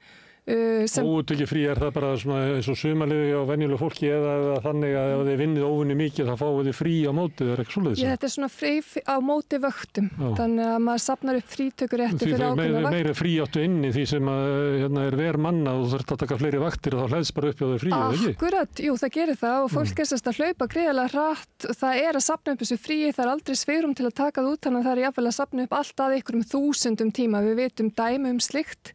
Og það er aldrei svigrúm til þess að hleypa þessu fólki í það að taka þetta út og þetta er náttúrulega auðvitað frá vinnuverndarsjónarmiði algjörlega galið en þetta segir okkur líka hversu mikill skorturinn er og ef maður horfir, þessi skýrsla var auðvitað fyrst og fremst Landspítalann en ef þú horfir á landið allt þá vant alveg gríðarlega fjölda lækna, ekki hvað síst í heilsugæsluna en eins og ég hef minnst á áður varðandi Landspítalann þá vitum við að Landspítalinn misti á einu bretti 10 geðlækna inn í heilsugæsluna. Þar kom bara samkeppnin þeirra starfskrafta og fólk var lúið og það vildi breytum starfsvettvang. Það er það sem ég heyri frá fólki og það var einhvern veginn ekki bætt upp með nokkrum hætti þannig að það heldur bara áfram óbreytt starfsemi inn á geðdeild þó að allt í hennu hafi 10 manns gengið út. Og 10 lækna farnir á deildinni? Já.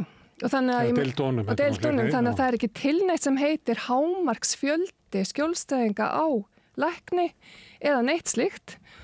Og við hefum verið að kalla eftir þessu mjög lengi og ég menn þetta er augljóst öryggisatriði. Efling fekk svoleiðis inn í samningarnir sína hjúkrunarheimili. Já. Að það væri bara skilyrði fyrir að þeir þyrfti að vera svona margir á vaktinni. Já. Hafið þið fengið svoleiðis? Við hefum ekki fengið það, nei.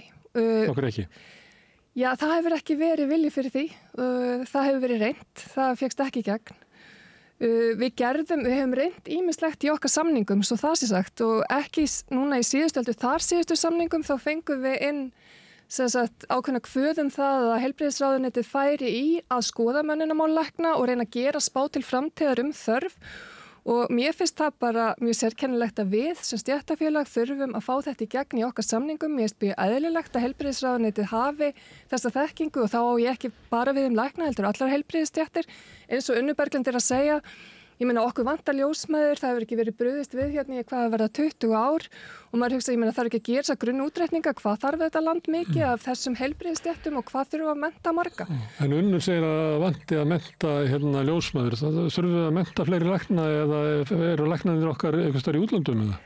Við þurfum að mennta fleiri lækna. Við erum búin að gera mannafla spá læknafélagið sem hefur verið dregin í efa líka stjórnsýslunni vegna sem hún kemur frá stéttarfélagi en það vantar mannafla spá frá stjórnsýslunni sjálfri þannig að þetta er það eina sem við höfum átt og við börðumst fyrir því að fjölga læknum í læknadeild eða þess að læknanemum út frá þessari spá og sem betur fyrir þá fékkst það í gegn á síðasta kjörtímabili að fjölga í þrepum í læknadeild og við vonum að þau loforð muni standast. Við erum ekki komin alla leið, þetta að fara upp í 90. Ég held að við séum í 75 núna. Við séum komin þangað. En svo faraði Íslendingar til Búlgaríu þegar ekki að læra lensfræði? Núna er Slóvakía vinsælust. Já. Og það fólk, það er gríðarlega eftirspurn eftir þeirra starfskröftum. Þau eru til Íslands, okkur sárvantar þetta fólk og það er í rauninni vegna þess að fólk íslenskir nemar fór að sækja þangað til annara landa til að mennta sig sem að kerfið okkar er ekki algjörlega hliðinni. Þess að það hafa verið að koma tugir lækna frá Slóvakíu, Ungverjalandi og víðar að. En þetta fólk er ekki einu sinni með allt námið sitt námslána hæft. Þannig að það þarf að taka bankalán til þess að eiga efni á öllu náminu. Þannig að það situr svo innilega ekki við sama borð eins og þeir sem læra hérna heima. Og það hefur ekki verið vilji hjá stjórnvöldum enn sem komið til þess að létt undir með þessum hóp sem ég finnst mjög miður vegna svo okkur vantar þau. En getur ekki bara flutt inn lækna og ljósmæður? Ég sá heimildamyndum hérna hjúkrunarfræðinga í Nígeríu og það var mynd af voru útskrifaður held ég svona 90 hjúkrunarfræðingar. Ári eftir var ein þeirra störfum í Nígeríu. Allar hinnar höfðu verið sogaðar til Vesturlanda sem að vantaði svo mikið hjúkrunarfræðinga en þetta vandamál er búið að vera í á Vesturlöndum áratugum saman. Mér finnst ekki að við getum gert það. Nei. Við þurfum að vera sjálfum okkur og mennta okkar fólk hér. Við höfum ekki að vera að taka frá öðru löndum þar sem er líka skortur. Ég er bara að vísa á þetta er vandamál alls þar í heiminum að ríku löndin eru að soga menntaða heilbrigðisstarfsmennina úr fátækralöndum.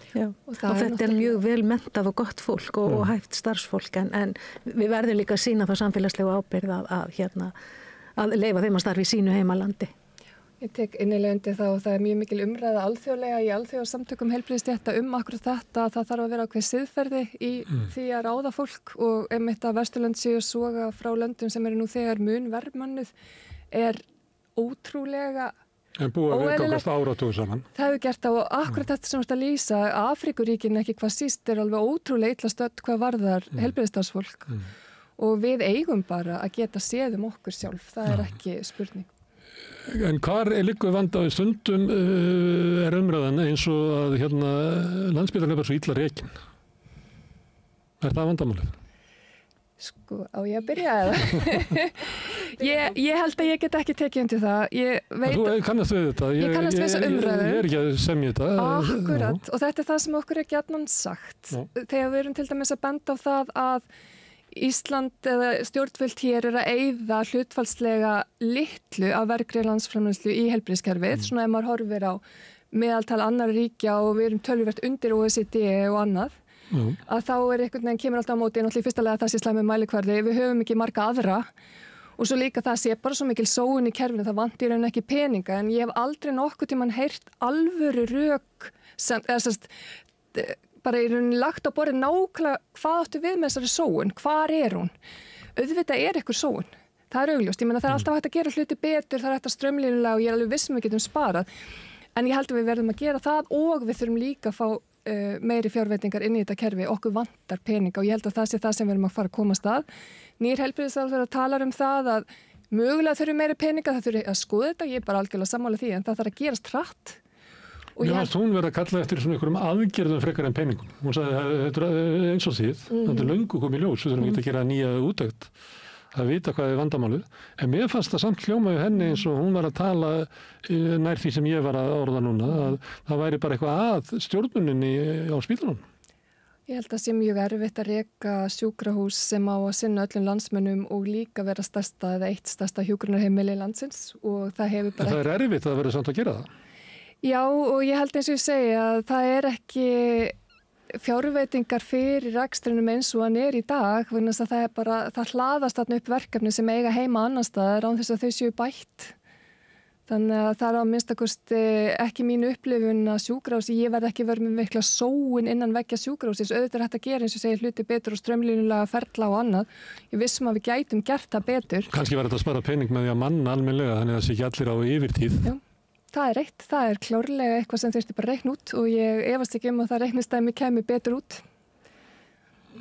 Fórum að minni betri vinnutíma þar sem átt að þvinga fólk til þess að auka vissi vinnupróstum með svona gulrót sem hétt vaktakvati og ég veit alveg með ljósmæður og hjúkrunarfræðinga og sjúkraliðana líka þau juku sína starfsprósentu til þess að eiga möguleika á þessum vaktakvata sem var svona umbun fyrir að vinna fjölbreytta vaktir. En þetta bara svo ómanneskilegt umhverfi að ætlast til þess að fólk sé að vinna í 90-100% vinnu til þess að fá eitthvað 10% álag á launin sín og vera að rúlla á alls konar vöktum, að fólk hefur svolítið gefist upp á þessu, fólk að fara tilbaka, fólk að minna lægrist prósentu og En ég aftur marga vinnustundur það ekki, það bara hagkvæmara fyrir mig að vera með 50% ljósmóður og taka svo aukavættir. Já, sko, það hagkvæmara að vera fólk ekki að treysta sér til þess að vinna á fyrirfram skipulögðum vöktum og eins og ég heyri í mínum kollegum að þær vilja frekar vera í 60-70% vinnu, hafa stjórn á því hvenær þær vinna svo hitt, af því að það stöðugt verið að biðja aukavaktir. Það vantar alltaf á svona fullmennuðum spítalum þar sem að deildin fullmennuð að það vantar alltaf og það alltaf verið að kvappi fólki að vera á aukavaktum. En með því að vera í minni vinnupróstu, taka svo aukavaktir, að þá stjórnaður meira sínu vinnutíma. Hitt alltaf mikið. Þannig að samningarnir svo eru gerðir til þess að ná utanum þetta, að það var ákveð vandamál að fólk var skráð í hlutastarf og en vann hins vegar fullt starf kannski. Já. Að það var reynt að ná utan um það. Já. En það var bara, það kerfi var eiginlega, það vildi ekki vinna við þetta. Nei, þetta alltaf mikið álag að vera, fólk bara treysti sér ekki til þess að vera í 90-100% vaktavinnu á rúllandi vöktum. Af því það svo mikið álag að vera á rúllandi vöktum. En nú myndi ég búast að þið myndu báðar halda þið fram að ein leiðin til þess að laga mönnuna verði bara að borga betur. Það verið bara manneskilegri starfsumhverfi. En það var, þið fóruð í gegnum 2 erfiða samninga og verkvöll og fenguð mikla kjarabætur. Ég man eftir því, það voru eiginlega bara kosningar sem snerust eiginlega að bæta laun lækna. Kom var það 2016 eða 17 sem kom bara ansi góði samningar. 2015. Nú bara stutt síðan og sanna vandamál komið bættur. Hvað það til ráða? Ef þú ekki að borga hærri laun? Við náttúrulega náðum töluverðum árangri í nýjustu kjarasamningunum okkar núna í nóvember að ná allan fram betri vinnutíma fyrir lækna, það var þrautin þyngri. Það var ekki vilji fyrir því, þó að allar aðrar heilbrigðisstéttir fyrir utanenda lyfjafræðinga væri komna með betri vinnutíma fyrir töluvert lengu. En eykur það ekki vandanum við mönnuna þegar þið fengu betri vinnutíma? Það gerir það auðvitað á vissan hátt, en þá allan fer vandinn kannski meira yfir á þá sem stjórna kerfinu en ekki á læknana sjálfa. Þú veist, þá búið að setja ákveðna bremsu á álægið okkur og ef þú ætlar að kaupa okkur meira heldur en þetta, þá kostar það yfirvinnu. Þannig að við höfum... Það rauninni dýra fyrir kerfið að ætla að píska okkur út, þannig að við vorum náttúrulega að reyna að setja okkur þá þeim megin borðsins að við hefðum ykkur á stjórn á aðstæðum, því að það var í raun hægt að píska læknum óendanlega út hérna áður. Og ég starfaði sem sérfræðilæknir lengi á Landspítalanum og þar maður í 40 tíma vinnuviku og vaktum ofan á það ef maður í 100% vinnu. Þannig að 100% vinnu aldrei 40 tímar, alltaf miklu meira. Með betri vinnutíma þá breytist það. Nú telst allt inn í þessa 36 tíma, líka vaktirnar okkar ef við erum í húsinu þar að segja. Þannig að það líka mikið framfaraskref fyrir okkur og vinnuverndarskref. Og það sem við erum að fara að gera núna, og þetta líka frumkvæði félagsins, að við erum að kanna hug lækna erlendis til þess að flytja heim aftur, til þess að reyna einmitt að bæta mönnunina og erum að vonast til þess að þessi samningar sem eru vinnuverndarsamningar og setja ákveðna bremsu á þetta óstjórnlega aðgengi sem að vinnuveitandinn hafði að okkur áður, að það muni vera aðlaðandi fyrir fólk. Og við settum þess að það verkefni inn í kjarasamningin, að það verði farið í svona verkefni að hitta fólk á Norðurlöndunum, heyriði hljóðið, kanna hvað þarf til, kynna því þennan nýja samning og vonast þá til þess að fólk sjái hagi í því að flytja heim í meira mæli. En samningarnir ykkar sem að ég gera fyrir minni vinnu, en það ekkert fleiri læknar og þegar þú færð af deildinni að þú skilur ekki bara deildinni eftir mannlausa. Nákvæmlega. Og ég sem forstjóri að ég fæði til þess að koma og þú bara færið hærri laun. Ég býst við að einhverju sem að tala ekki skulda fólki sem kemur á Slóvakíu, þykir það. En til lengdara þá það ekki alveg þannig að sé að kaupa fólk alltaf til bara frá fjölskyldunni og bara öllu lífi. En við erum ekki að vinna meira en við gerðum fyrir. Við erum að vinna þá svipa mikið. Þið vinnum of mikið fyrir. Já, en nú fáum við meira því yfirvinnu. Þannig að við fáum betur borgað fyrir þetta og þá sem í kjölfarið þá vonandi vilja fleiri koma inn og það er náttúrulega langtíma hugsunin. Við viljum manna betur, við þurfum að vera með samninga sem eru aðlaðandi. Þeir voru það ekki, starfsumhverfi var það ekki. Eftir að við fengum betri vinnutíma þá vonumst við þess að við fáum fleiri lækna inn í kerfið og þeir líka endist betur.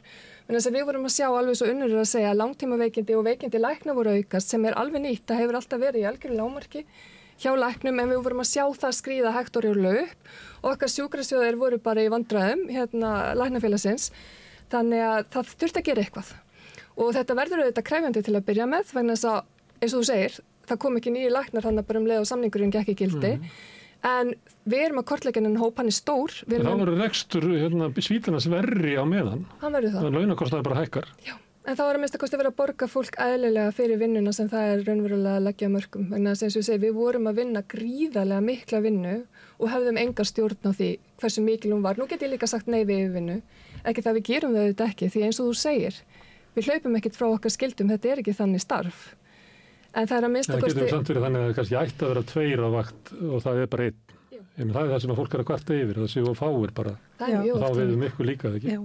Og það er svo erfitt að lýsa hvernig er að vera á vaktinni og þú ert hlaupandi í 8 tíma og þér finnst þú ekki að hafa yfirsýn yfir allt sem þú átt að gera. Þá ertu farin að upplifa og sért farin að ógna öryggi í skjólstæðinga þína og þú kemst ekki á klósettið, alla vaktina. Ég tala nú ekki að þú ert ekki að drekka heldur og maður er ekki að fá neitt vöku og þá verður fólk líka svo rosalega þreytt og þetta er bara skemmandi fyrir alla að vinna í þessu starfsumhverfi. Og við fórum nú fram á það í okkar viðræðum að þegar það væri 1 á vakt sem ætti að vera 2, þá fengi hann 2-fold. Já. Það var nú ekki stemning fyrir því.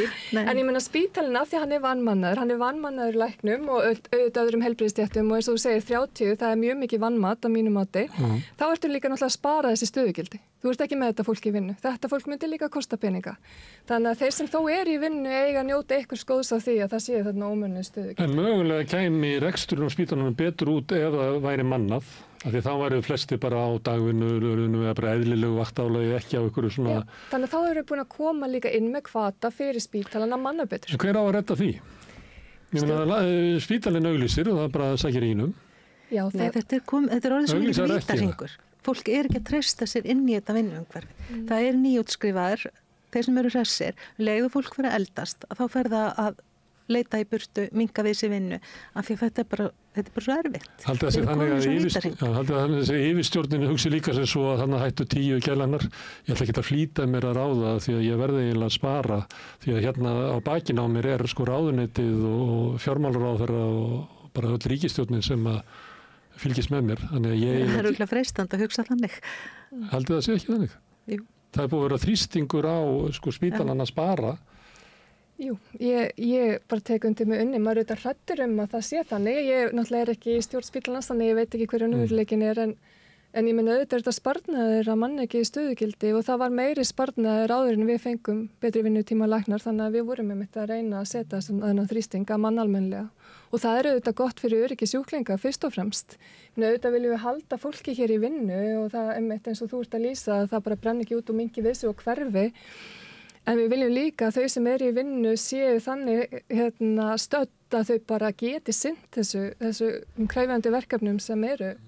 Þú ert alltaf að keyra svona tæpri mönnun, eins og með ljósmæra það er kannski að vera 10 á vaktinni og það er 1 veik og 10 er alveg lágmarki, það er alltaf að vera að keyra á lágmarkinu, þá þarf alltaf að kalla út aukavakt. Í staðan fyrir að vera stundum hægt að bara vera kannski aðeins mann og ef það vantar eina, þá er ekki verið að kvappa í öllum sem eru í fríi.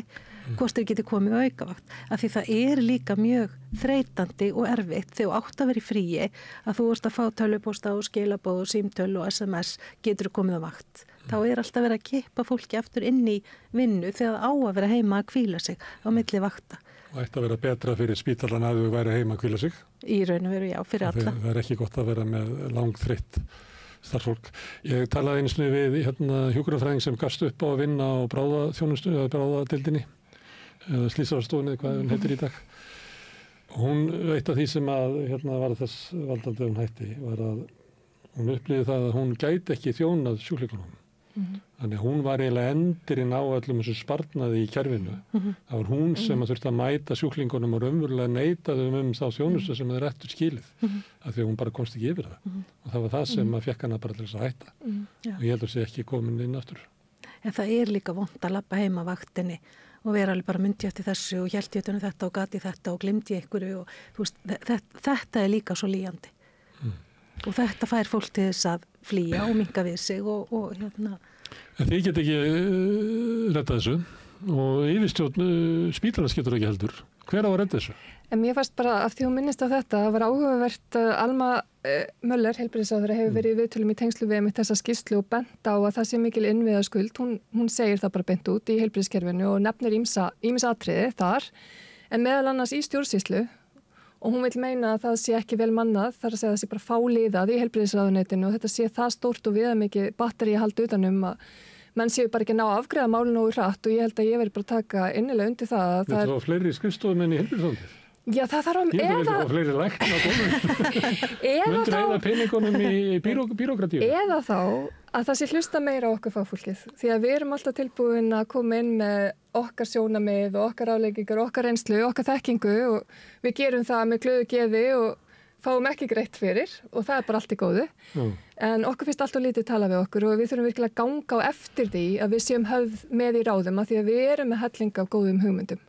Og kannski, ég veit það ekki, ég heldur ekki inn í því hvort það þarf að manna öðruvísi eða fleiri í heilbrigðisráðuneytinu þegar ég er ekki þar starfandi, en það þarf að minnsta kosti að starfa hraðar og skilvirkar heldur það gerir núna, vegna þess að það er mjög mikið af breyting sem við þurfum virkilega að fara í sem bara verð ekki og það líða ár inn og út og á meðan erum við bara í súpunni. Ég er að tala til dæmis stafræna þjónustu, rafræn kerfi, alls konar vottorðafargan sem að heimilislæknar hafa ítrekka bent á sem er algjörlega gali hérlendis og maður hefði haldið að vera einfalt bara að skera á en við bara bíðum og bíðum. Þannig að það er eitthvað í stjórnsýslunni sem gengur of hægt og við verðum að hoppa á allar þessar einföldu lausnir strax vegna sem við erum bara í þannig ástandi. Því ég rætt við fæstillunar og mikið heilbrigðismál. Stundum velti ég fyrir mér að þetta fyrirkomulag sem er núna eins og með sjúkratryggingar sem á að kaupa heilbrigðisþjónustu og þar eigi að vera þekking á heilbrigðisþjónustunum til þess að geta verið menntaður kaupandi. En hún er kannski bara að kaupa af, þetta verður kannski eðlilegt system í Þýskalandi. Það sem eru kannski 40 landspítalar og miklu starra batteri. En hvort að þetta sé ekki of þunglamanlegt kerfi í okkur að vera með yfirstjórn í landspítalanum, svo sjúkratryggingar er náttúrulega ekki kannski sem með landspítalan, en svo erum við með heilbrigðisráðuneytið sem að í venjulegu landi á kannski við, er að fást við hellingarspíturum og fleira. Má ekki bara sópa þessu svona saman og sturta þessu bara inn í landspítalan og... Nei, þið kannist þessu umræðu sem var fyrir ykkur þegar var hvað hétta svona miðlæg menntastofnun í Reykjavík og þá voru kennararnir og skólastjórarnir að segja við viljum bara fá þetta inn í skólana, við viljum fá 2 stuðugildi hver í staðin fyrir að þessi búið til eitthvað svona miðja þarna sem er eiginlega allt og stór miðað við hvað þetta er umvöldlega lítið í okkur. Þannig við ættum bara að vera góðið að reka stofnanir en við getum ekki búið til eitthvað svona einhverja hírakíu af það sem allir eru að fylgjast með öllum. Þú veist, heilbrigðisráðuneytið á að fylgjast með sjúkratryggingum og sjúkratryggingar eða fylgjast með yfirstjórn Landspítalans og yfirstjórn Landspítalans segja að fylgjast með ykkur og endanum, þú veist, það fjölgar ekkert fólkinu sem er á gólfinu en það eru bara bírókratían verður alltaf stærri og stærri. Já, náttúrulega sjúkratryggingar eru ekki að fylgjast með Landspítalanum en sjúkratryggingar kaupa í raun og veru þjónustu af heilbrigðisstarfsfólki sem gefur heilbrigðisstarfsfólki tækifæri á að vera sjálfstætt starfandi og það held ég að bara heilbrigðisstarfsfólk það verður að hafa þetta svigrúm. Þú getur ekki eins og bara með heimaþjónustu ljósmæðra. Við sjúkratryggingar kaupa þessa þjónustu af okkur. Við erum að veita alveg frábæra þjónustu í 10 daga eftir fæðingu. En það önnur skýrsla það að sjúkratryggingar get ekki annað því sem eiga að gera vegna þess að hún undirmönnuð. Þannig hún eiginlega getur ekki samið við ykkur af því hún veit eiginlega ekki hvað þjónustu að veita. Já, það er alveg eitt batteri sko. En bara þetta, við erum að veita þessa frábæru þjónustu í 10 daga og sko þessi 10 daga þjónusta, hún er helmingi ódýrari heldur en eitt sólarhringur inn á Landspítalann. Þannig að við erum í rauninu, við erum að spara fyrir kerfið með að veita þessa þjónustu og gefa heilbrigðisstarfsfólki auki val á hvar það vinnur sem mann alltaf fyrir sérfræðinga. Þú vilt ekki vera bara fastur í að þurfa að vinna bara á einum stað. Við getum gert þetta án þess að hafa sjúkratryggingar sko. Við getum bara, heilbrigðisráðuneyti getur verið bara með hálfstagsvinnu við að gera þennan samning sko. Já. Ég bara að velta fyrir mig hvort að við séum að búa til of hátimplað kerfi sem á kannski við milljóna þjóðir að því við erum bara til að fá hérna. Þetta átti að náttúrulega vera fókusari þegar sjúkratryggingar voru stofnar því við vorum upphaflega undir Tryggingastofnun ríkisins og ég held að það hafi nú ekki verið betra batteri heldur en sjúkratryggingar eiga við. Þetta kannski ykkur, er gaman að reyna að fjalla þetta í framhaldinu vegna þess að það að búa eiginlega til svolítið nýtt kerfi eða þú veist láta þetta ganga. Það eitthvað sem að þarf að vera með sín yfir þetta hvert þið að fara og ég býst við Alma alltaf að bjóða sig fram með það að geta lesið hvað þarf að gera og búa til fjölþæða þetta rannsóknir við að efla menntun og bæta starfsskilyrði og fá ekki fjármagninni til þess að reka Landspítalann að koma honum yfir á hvernig hann sé rekin frá hendi til munns í einhverju panik á neyðar ástandi alla daga sem gengur ekki. Þannig að og ég held að grundvallar verkefni sé bara að kortleggja kerfið almennilega en þess að það alveg merkilegt að við vitum ekki hvaða þjónustu þurfa landsmenn og hvað kostar hún og hver á að veita hana. Bara þessi grundvallar, það hefur engin svarað þessari grundvallar spurningu. Svo erum við með bara meðan við vitum það ekki, þá veit ekki hvernig við ætlum að stýra þessu. Og ég að hugsa við erum með 14 ljósmæður sem útskrifist núna í vor og það bara innan við helmingur þeirra sem að fá fastráðningu inn á Landspítalanum því það á að vera full mannaðar en það vantar samt 14 ljósmæður. Ég veit ekki hvaðan þessi tala kemur, upp og hvað hatti hún að dreigja. Það sem að Ríkisendurskoðun fann. Herðu, Unnur og Steinunn, takk fyrir að koma hingað og ræða þessi mál. Við ætlum að halda áfram að ræða heilbrigðismálið í framhaldinu. En nú ætlum við að vinda okkar kvæði í kross. Ég ætla að hringja til Sómalíu.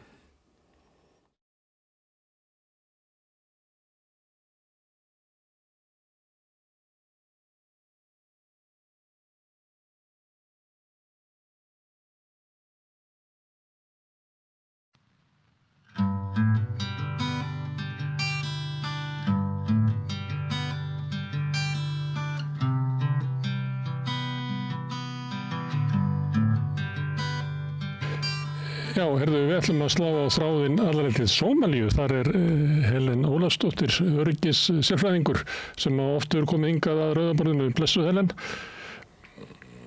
Sæll og blessaður. Já, það ekki oft sem við erum að tala við fólk í Sómalíu, þannig ég verði eiginlega að byrja á því að spyrja hvað þetta gerir í Sómalíu. Já, ég ráðgjafi hérna fyrir eina stofnun af Sameinuðu þjóðunum og ég að reyna að hjálpa stjórnvöldum. Nú er ég sérst á stað sem heitir Baidoa sem í suðvesturríki í Sómalíu og svona í miðjunni á Sómalíu og þar erum við að horfa á hvernig við getum farið bara hreinlega inn með bjargir fyrir fólk og á svæðum sem hafa verið áður undir Al-Shabaab eru ekki lengur undir svæðum Al-Shabaab sem eru svona þessir violent extremism, ég veit ekki hvað ég á að kalla það og þetta eru svona hryðjuverkasamtök sem stjórna hér stórum svæðum. Hér eru sem sagt bæir og sem hafa verið undir þeirra stjórn jafnvel kannski einhver 10-20 ár en eru núna sem sagt undir ríkisstjórninni. Ég að reyna að hjálpa þeim að koma inn með fleiri bjargir vegna þess að svona verður ekki unnið með sem sagt hervaldi heldur verður að ná til fólksins með því að gefa þeim almennilega þjónustu og byggja upp frið með því að fólki hafi einhverja rödd í sínu samfélagi sem sagt eftir að Al-Shabaab hefur verið ýtt út úr þessum svæðum. Þetta stórt verkefni, þetta eru gríðarlega mörg svæði sem að ræða, þannig að við erum svona að fara eftir bara, þetta alveg óbúslega erfitt vegna þess að það náttúrulega ekki mikill peningur inn í Sómalíu. Þannig að hvað gerir samfélag sem á í raun ekki mikið pening til þess að þjónusta fólki sitt, en einhvern veginn verður nú samt að finna lausn á þessu, svo fólk fái vatn og geti veitt sér einhverja lífsbjörg, og hér er líka hamfarahlýnun og hræðilegar ástæður þess, þannig að það er ekki bara terrorismi. Þetta er eitt erfiðasta samhengi sem ég hef unnið í allt mitt líf, þannig að nóg eru áskorunarnar, skulu segja. Það er fátækt og það er hamfarahlýnun og svo er Sómalía eins konar fallen state, eins og sagt hefur verið. Þannig er lögleysa sem að ríkir í stórum svæðum og ekkert öryggi fyrir íbúana. Akkurat. Og þetta ég er búin að vera að koma hérna síðan 2013 þannig að ég þekki orðið vel til og unni mjög náið með stjórnvöldum hérna í mörg ár, en það er einhvern veginn svo að það er bara, þetta er hringrás og það hefur einhvern veginn, það hefur verið alltof mikil, linsan hefur verið alltof herlæg. Og ég held að fólk sé að átta sig á því að þetta vinnst ekki með hervaldi, þetta vinnst með því að ná til fólksins og gefa því einhverja möguleika, þannig að það sjái og vilji tilheyra frekar þá samfélaginu sem tilheyra stjórnvöldum frekar en kannski undir Al-Shabaab sem að reyni stjórna með ógnarstjórn og er ekki mikil tækifæri í því samfélagi, hvað sem það er menntun eða nokkuð annað Þannig að þetta er fólk sem hefur lifað vel við hryllilegar aðstæður, en það gengur rosalega erfiðilega að koma til fólksins bara almennri þjónustu og svo er alltaf yfirvofandi öðru hverju hungursneyð og það eru flóð og það eru þurrkar. Þannig að þetta og það nýta náttúrulega þessir öfgamenn, þeir nýta sér svoleiðis aðstæður. Það er alltaf von. Þeir sækja fram þegar það er hungursneyð eða þegar það er einhver vá fyrir dyrum og þá sækja þau fram. Ég gera það, já.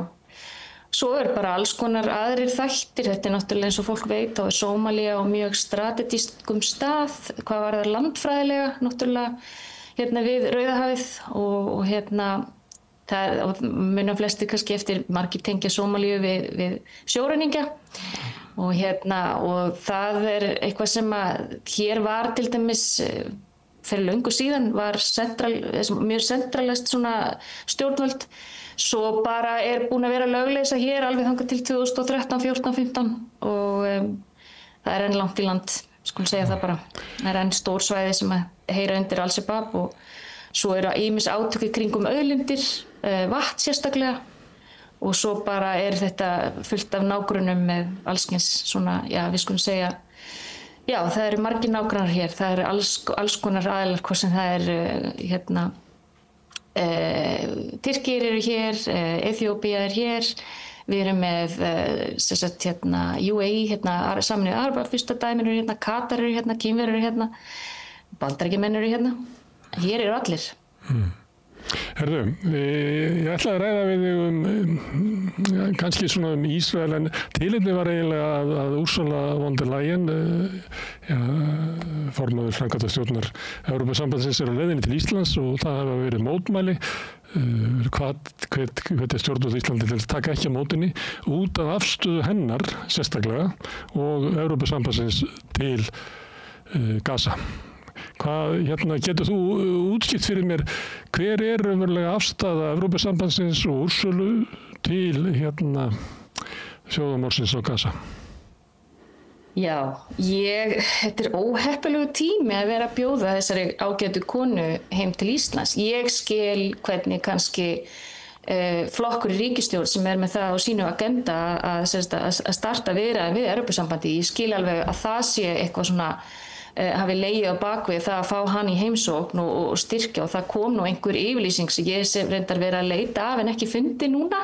Það sem var einhvern veginn sagt að Ísland myndi taka upp meira að samræma sína utanríkisstefnu með Evrópusambandinu, síðan ég hef bara ekki, síðan bara hefur þetta horfið, ég finn þetta ekki lengur, en mér sýndist líka ráðherra síðan segja í hvað sem var í Morgunblaðinu eitthvað, nei, við værum nú ekki að fara, við værum með okkar eigin utanríkisstefnu. En þarna er henni boðið til Íslands og það er, held ég, þeir sem eru virkilega að fylgjast með ástandinu í Ísrael og svo í Palestínu og eru búin að fá algjörlega upp í kok af aðgerðarleysi bæði Evrópusambandsins og ég tala ekki sem sagt bara Bandaríkin er náttúrulega bara með sig. Þau eru bara með í þessu og eru að reka þetta þjóðmál þannig að en sko Evrópusambandið sem byggir á alveg svona grundvallar bara prinsipum í kringum mannréttindi það sem að sko hefur gerst með von der Leyen það að hún sko þegar að 7. október eftir að það gerist þá fer hún strax niður til Ísraels og það gerðu það reyndar mjög margir þjóðhöfðingjar á þessum tíma eða representantar frá einhverjum ríkisstjórnum sko meðal annars utanríkisráðherra Bretlands og fleiri sem flugu sko strax til Ísrael til þess að lýsa yfir stuðningi við Ísrael en sko hún gerir þetta og við sem höfum fylgst með þessu hernámi í kannski einhver áratugi við vissum það fyrirfram að þessi skilyrðislausi stuðningur við Ísrael myndi hreinlega gefa þeim bara þetta græna carte blanche til þess að fara með offósi inn á Gaza vegna þess að þeir voru náttúrulega búnir að sprengja Gaza í nokkur skipti áður með hryllilegum afleiðingum. Þannig að það svo mikið þannig að þess að hlaupa til og ég held að allir hafi orðið svolítið sem eins og ég segi sem fylgjast með þessu og hafa samúð með Palestínu og vilja þetta hernám að það sé afnumið að horfa á hvern leiðtogann á fætur öðrum, hlaupa upp til hand og fóta með stórkostlegar yfirlýsingar þegar við hin sem erum búin að, eins og ég segi, fylgjast með þessu í mörg ár, vitum alveg að Hamas verður til út af hernáminu. Og maður er svolítið þreyttur á þessu bara styður Hamas. Ég styð ekki Hamas frekar en ég styð Hezbollah, frekar en ég styð Talibana. En ég skil alveg ástæður fyrir því af hverju til dæmis Al-Shabaab er til hérna. Ég skil ástæðuna fyrir því að Hamas verður til og af hverju þeir hreinlega vinna kosningarnar.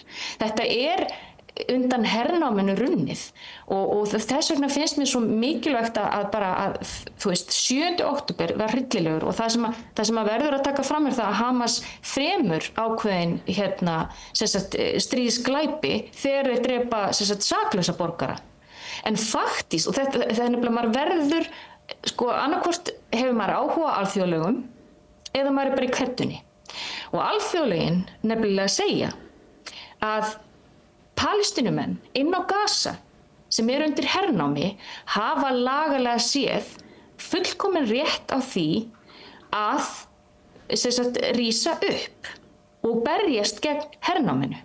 Þannig að þeir í rauninni, samkvæmt alþjóðalögum 5. ok, mega ráðast á ísraelska herinn sem partur af þeirra til þess að berjast gegn hernáminu. En leiðu þeir náttúrulega drápu óbreytta borgara þá það stríðsglæpur en að ætla að slíta þetta bara úr samhengi við einhverja 70+ ára hryllingssögu þar sem hafa verið Ísrael hafa orðið völdur af fjöldamorðum oftar en einu sinni, við erum að tala fjöldamorð bara ekki 1948, bara þá það var náttúrulega 700.000 mann sem var rekið út. Nei, það er búið að vera alls konar og líka inn í Líbanon. Þannig að við sem horfum upp á þessa von der Leyen fljúga til dæmis niður og lýsa yfir þessum eindregnu stuðningi og ég held líka þegar ég hugsa tilbaka vegna þess að stjórnvöld Ísrael voru rosalega fljót að gefa út mjög dramatískar yfirlýsingar sem að Evrópuleiðtogar og þeir sem voru að afsaka það vildi einhvern veginn, þeir eru náttúrulega langt undir niðri og þeir eru ekkert að meina þetta en Guði minn almáttur, hvurslags einfeldningar eru þetta? Ísraelsmenn sögðu nákvæmlega hvað þeir ætla að gera. Þeir sögðust ætla að loka fyrir allt vatn. Það er engum mat hleypt inn. Allir á Gaza væru í Hamas, væri engin saklaus inn á Hamas, ekki einu sinni börn og þeir sögðust ráðherra ríkisstjórnar Netanyahu sögðust ætla að bara flæma alla út og taka yfir Gaza. Þetta var ljóst frá upphafi og þegar maður horfir upp á leiðtogana með þessar yfirlýsingar, skilyrðislausar yfirlýsingar stuðning, þessar skilyrðislausan stuðning, þá óbeði manni, vegna þess að við hinn vorum að setja þetta náttúrulega í kontekst. og vandræðin hljóp upp, en það sem var kannski krítikinn á hana það hver hún? Þú veist, hún framkvæmdastjóri Evrópusambandsins en hún hefði í rauninni utanríkisstefnan ekkert eitthvað prívat mál framkvæmdastjóra Evrópusambandsins. Utanríkismál eitthvað sem að löndin þurfa að koma sér saman og enda fékk hún mjög og hefur verið gagnrýnd af sérstaklega Spáni og ég held líka Írlandi. Og gott að vera ekki Slóveníu, en svo við tölum nú ekki Evrópuþingi, þeir sem fylgjast með Evrópuþinginu, það rosalega, hún var rétt að því að standa af sér vantrauststillögu bara núna nýlega. Þetta kona sem að bjóða í heimsókn núna. Sú tillaga var ekki þetta mál, hún var eitthvað annað eða ekki. Já, en það bara sýnir það að vald hennar fer þverrandi og þeir sem fylgjast með Evrópuráðinu, þeir sjá hvaða eru fleiri og fleiri þingmenn farnir að taka undir það að það verða að fara að gera eitthvað á Gaza. Hún rekur stefnuna og virðist reka stefnuna og hennar stuðningur við Ísrael, hann kannski kemur út frá hennar þjóðerni en þú veist, þetta er búið að vera, mann hefur ofboðið tvískinnungurinn vegna þess að fólk horfir síðan upp á hvernig hún beiti sér í stríðinu, innrás Rússa inn í Úkraínu. Það sem manni finnst ógeðfeldast í þessu tvískinnungurinn. Og það ekki bara Evrópusambandið, það mætti gagnrýna Evrópusambandið fyrir að hafa ekki brugðist við þjóðarmorðinu á Gaza og þennan tvískinning sem þú ert að nefna, en það sérstaklega við hana því að það voru fleiri sem að voru með sambærilegar yfirlýsingar þarna í október fyrir bráðum 2 árum eða ekki, að Ísraelsmenn hefðu rétt á því að verja sig og bæri skylda til þess, það sögðu allir, en síðan hafa margir á Vesturlöndum svona snúist að einhver leyti hugur frammi fyrir þessum óhugnaði sem á sér stað. Það reynda nær ekki upp í æðstu völd í ríkjunum en samt má heyra tóni á Írum og Spánverjum og fleiri ríkjum. En það ekkert að sjá á Úrsulu von der Leyen að hún sé eitthvað að gefa eftir í stuðningu sínu við Ísrael. Nei, því hún kemur út eftir að það algjörlega ljóst hvernig ástandið og þetta orðið mál fyrir alþjóðadómstólnum sem mögulegt þjóðarmorð. Það búið að gefa út bráðabirgðaúrskurð hjá alþjóðadómstólnum sem ætti að skilyrða ekki bara Evrópusambandið heldur öll lönd sem við erum partur af Sameinuðu þjóðunum, Ísland partur af Sameinuðu þjóðunum. Alþjóðadómstóllinn hefur gefið okkur ýmis ordrur það, til dæmis þeir eru búin að segja það að þetta hernám náttúrulega kolólulegt og því fylgja ýmsar skyldur sem að við í rauninni erum ekki heldur að gera neitt í. Við erum ennþá með ísraelsk fyrirtæki til dæmis sem að vestlanda á Íslandi sem tengjast inn í hernámið og það samkvæmt úrskurði alþjóðadómstólsins ætti ekki að eiga sér stað. Þannig að Evrópuríkin eru að fara á sveig mjög víða vegna þess að öll tólin eru til staðar til þess að setja á Ísrael viðskiptaþinginu, það ekki spurning. Og þegar hún fer síðan inn aftur og endurtekur þessa skilyrðislausu afstöðu, stuðningsyfirlýsingu að þeir hafi rétt á að verja sig þegar þeir eru búin að drepa 50.000 manns og það vofir hungursneyð yfir Gaza. Þetta er svo klikkað, þú veist, og manni líður bara eins og þessi gaslýsing skilurðu frá evrópskum leiðtogum mörgum hverjum að einhvern veginn að láta eins og það sé bara ekki þjóðarmorð í gangi. Við erum að tala það að þetta ekkert lengur debatt. Þeir sem fylgjast með Francesco Albanese sem sérstakur skýrslahöfundur Sameinuðu þjóðanna sem að Bandaríkjamenn eru meira sem búin að hugsa þér. Þú veist, hérna manneskja sem hún bara að tala alþjóðalög og það búið að setja það er búið að setja embargo á hana í Bandaríkjunum. En þetta bara það búið að snúa öll á hvolf.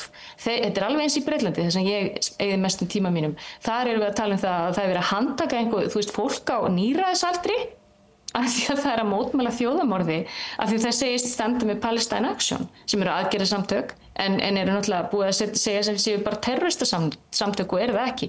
En aftur á von der Leyen, það þessi, maður fær bara, þetta er bara hrylli við þessu að það sé í actualt hægt að standa svona rosalega með Úkraínu, réttilega það, en síðan að þeir eru búin að myrða þúsundir barna og það verið að sko, engin matur og ég veit ekki hvað, þá hún ennþá einmitt að lýsa yfir þessum stuðningi. Og þá var það reyndar sem að þeir létu margir heyra í sér, einhver aðildarríki sem að höfnuðu því og sögðu og bentu á að þetta væri ekki hennar jobb að vera með utanríkisstefnu Evrópusambandsins. Þannig að þetta er, já. Þessi stefna hennar svo hörð að íslensk stjórnvöld sem að vilja kannski ná upp einhverju svona upptakti af því að þau heiti því að hér þjóðaratkvæðagreiðsla hvort að Ísland ætti að sækja Evrópusambandið. Finnst náttúrulega eitthvað fengur að fá formann framkvæmdastjórnar hingað. Ég held hún ætla að fara til Grindavíkur, kannski gefur einhverju yfirlýsingu það að ef Ísland hefði verið í Evrópusambandinu þá hefðu Evrópusambandið komið til stuðnings við hamförunum sem að þar voru. Þannig að hugmyndin líklega eitthvað slík. En ert þú á því að þessi afstaða von der Leyen gagnvart þjóðarmorðinu sé svo afgerandi og stuðandi að það sé eiginlega ekki hægt að bjóða henni til Íslands út af þessu að með því eru Íslendingar raunverulega að taka undir það hennar afstöðu til þjóðarmorðsins að það sé ekki þjóðarmorðana og ef það er þjóðarmorða þá eigi Ísrael bara rétt á því að fremja það. Sko, hún náttúrulega framkvæmdastjóri Evrópusambandsins, þannig að hún náttúrulega flakkandi alla Evrópu sem sá yfirmaður. En sko, við þurftum ekkert að vera bjóðinni akkurat núna, eins og ég segi, þetta náttúrulega pólitísk ákvörðun af bjóðinni og eins og þú segir, þarna liggur að baki eflaust þessi óskhyggja að starta einhverjum samningaviðræðum aftur við Evrópusambandið og fá bæinn frá Evrópusambandinu. Ég skil það, ég bara vildi að þetta hefði verið annar tími vegna þess að við erum að tala það að þjóðarmorðið núna og vitandi afstöðu hennar, þjóðarmorðið núna á Gaza sko eiginlega, hvað eiginlega komið á ystu nöf og við vitum ekki alveg hvað að fara að gerast á næstu dögum, annað en það annarkvort erum við að fara að horfa upp á 100.000 manns að fara sko að deyja eða þá að það verður inngrip sem sko svo skelfilegt að eins og ég segi, bara svo við förum bara örlítið í það sko að því að þess vegna ég bara undirstrika af hverju erum við svona þú veist, pissed off yfir því að það sé verið að bjóða þessari konu. Því maður verður að setja þetta í sko kontekst við það sem að gerast á Gaza. Þeir sem fylgjast með þessu, sko hryllingurinn, hann svo ólýsanlegur að það er engin orð hægt að segja lengur það sem að gerast þarna. Að þegar að sko einhver bókus hjálpar outfit sem rekið af einhverjum málaliðum, bandarískum málaliðum, eru skjótandi fólk sem að reyna að ná sér einhvern mat af því það sveltur fólk heilu hungri. Sko við erum að tala það fullt af fólki sem eru ekki borðað í marga daga. Og það að leggja líf sitt í hættu þarna til þess að reyna að fá einhvern, poka af hveiti, guð minn góður, og hvað, ferðu svo með hveiti og svo þurftu að byrja því að fara að búa til brauð. Og svo ýmislegt að þessu hveiti, drónýtt og þetta hryllingur. Og sko, ég persónulega þekki fólk sem að vinna fyrir UNRWA og ég persónulega þekki fólk sem að vinna inn á Gaza fyrir aðrar Sameinuðu þjóðastofnanir og það rosalega erfitt að bara, hvað segir maður?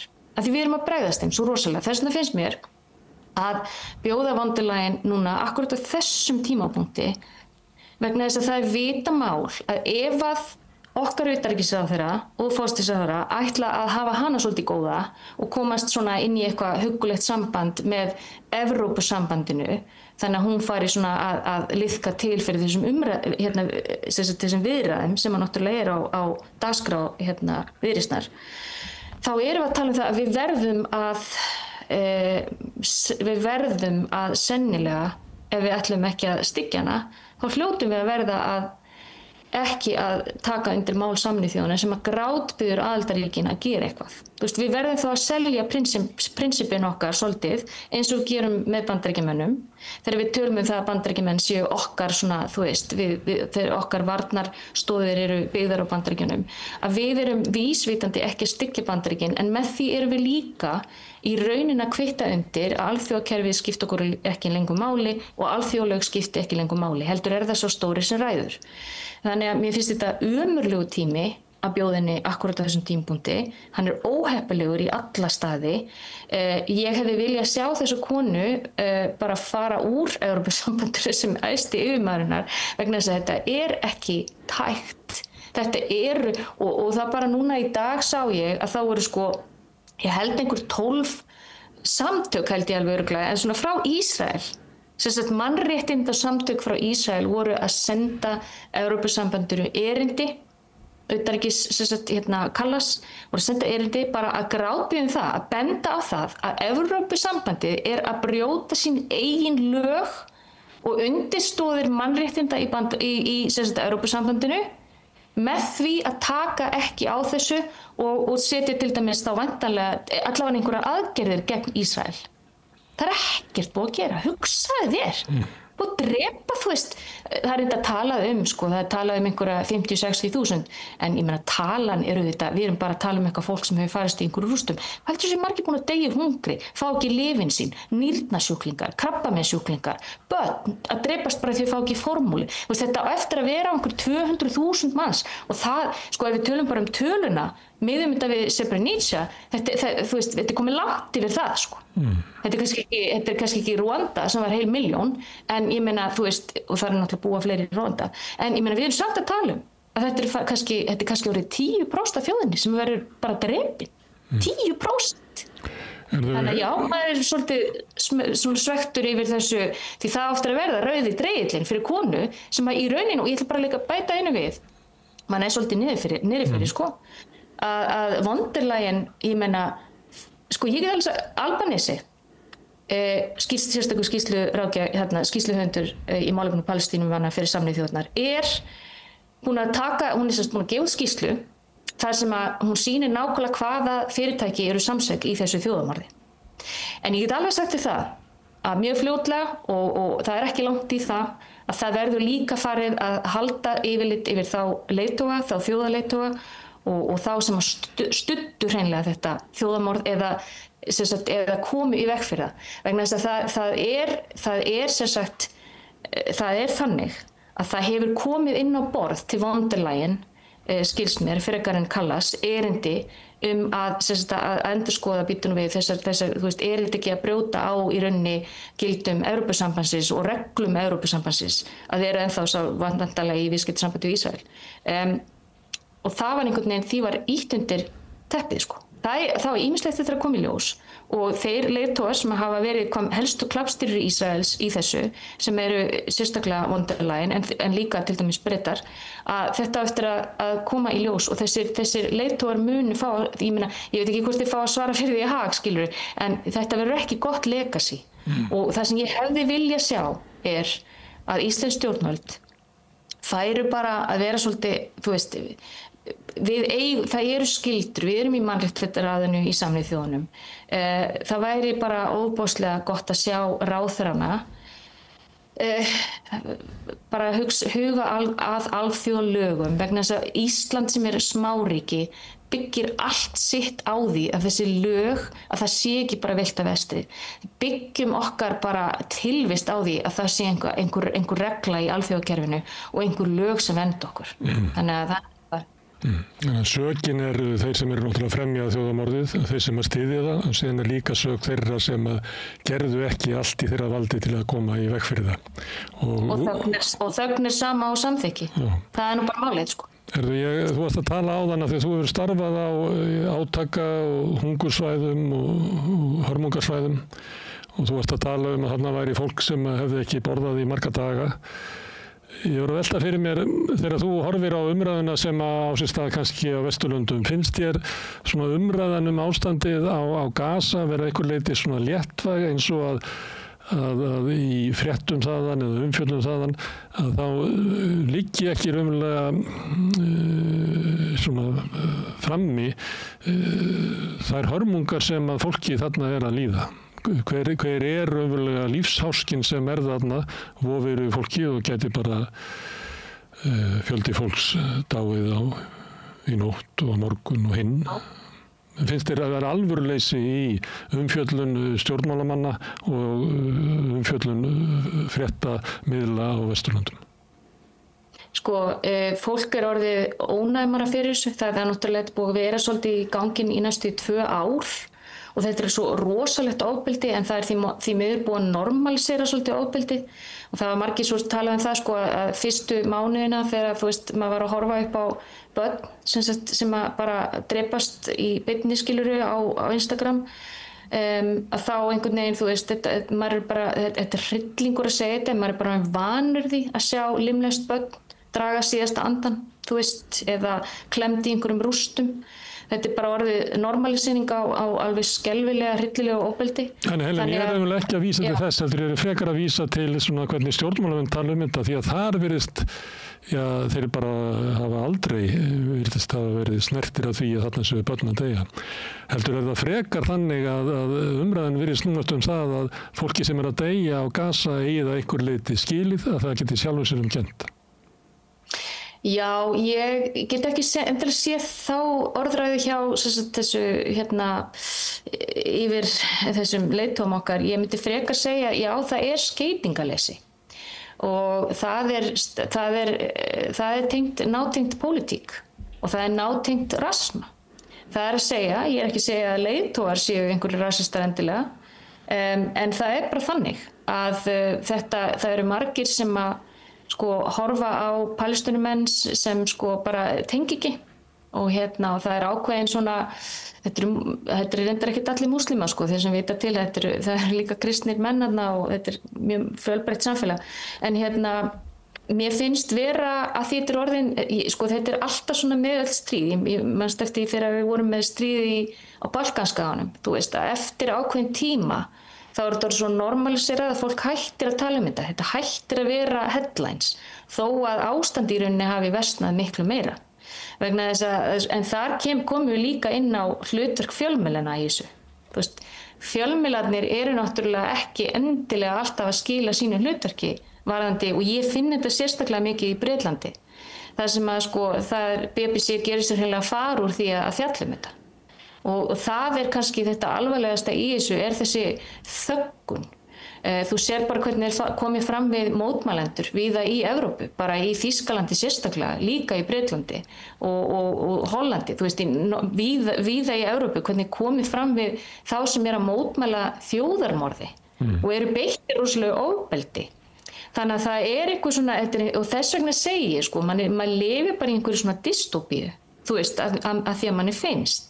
Að því það búið snúa all á haus og maður reynir einhvern veginn svolítið að átta sig á því hvað það sem kemur í veg fyrir að leiðtogar Evrópu geti sameinast það að setja viðskiptaþvinganir á Ísrael sem stendur í miðju þjóðarmorði og ég get ekkert séð annað en að þetta séu viðskiptatengsl, þetta sé sérstaklega í kringum fólk bara dauðhrætt það að Bandaríkin dragi sig úr NATO, fólk dauðhrætt tollastríðið, þú veist, þetta bara Bandaríkin hafa þetta bara greinilega, þeir bara ráða og það þorir enginn í Bandaríkin. Þannig að það finnst mér held ég svolítið stór hluti. Hitt síðan bara þessi innbyggði rasismi, þetta bara eitthvað fólk þú veist, sem við tengjum ekki við, þetta bara eitthvað brúnt fólk niður frá. Það líka eitthvað, og svo hitt þú veist, fólk bara normaliserað og svo það þessi skrýtna, þú veist, ég ætla bara að tala það kannski, ég seti þetta í samhengi að þetta á ekki við á Íslandi, samt RÚV alveg skringilega sensitíft Það alltaf verið að vitna í Ísraels eins og bara, Ísrael mun rannsaka eða eitthvað svona, þú veist, maður skilur ekki alveg það ekki eins og síónistar hafi einhverju yfirtök í RÚV, þannig ég skil ekki alveg af hverju RÚV hefur verið svona svakalega oft bara orðin sem eru notuð eru alveg mjög svona bara, maður bara skilur ekki alveg hvað incentive þar, vegna þess í Bretlandi get ég alveg sagt þér það og þetta talað þetta núna opinskátt. Það vita það allir að það þöggun sem á sér stað í gangi hjá BBC út af því að stjórnvöld í rauninni búin að vera að bara gefa Bretunum stjórnvöld í Bretlandi hafa staðið rosalega með Ísrael. Og þannig að BBC náttúrulega svona eins og bara málspípa þeirra en aðrar media outlets í Bretlandi þar eru ítök síónista alveg gríðaleg og bara minna á það að Jeremy Corbyn var ég meina hann var reyndar ekki vísa út verkamannaflokknum út af því en þú veist hann var tekinn algjörlega fyrir ásamt mörgum öðrum prófessorum og aktivistum sem hafa hreinlega bara séð sem bara mannorðið þeirra hefur verið drepið, bara vinnan tekinn aðeins vegna þess að þú veist síónistarnir eru svo rosalega kraftmiklir sem bara eru í mídja í Bretlandi. Og ég þekki þetta bara ekki sjálf en ég bara þekki þetta gegnum manninn. Þú veist að leið og þú þetta er reyndar að breytast rosalega mikið, það eru fleiri og fleira gagnrýna, þannig að þú veist það er að breytast stemmingin, en ég meina í byrjun eftir 7. október, ef þú gagnrýndir Ísrael í Bretlandi, það fékkstu af þér holskeflu og þú fékkst bara síónista liðið yfir því, þú veist það var bara þannig. En þetta er aðeins að breytast, það er að opnast, held ég, Starmer er náttúrulega einn óvinsalasti, hann er einn óvinsalasti fóstursaðari sem Bretar hafa haft, þetta er nú ekki farið betur hjá honum en svo. Og ég held að verða alveg eins og hjá honum, eins og hjá demókrötum í Bandaríkjunum, að hluta því af hverju hann mun algjörlega floppa, hvernig hann hefur hagað sér í þessu stríði, eða í þessum átökum, fyrir ekki, þetta er náttúrulega ekki stríð, þetta er bara þjóðamorð.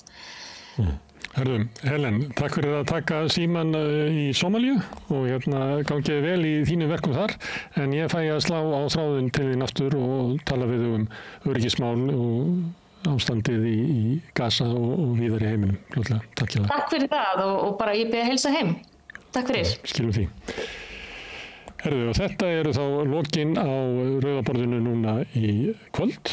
Ég þakka Maríu Lilju fyrir viðtalið sem hún tók og fyrir að segja fréttir með mér og Sigurjóni Magnúsi.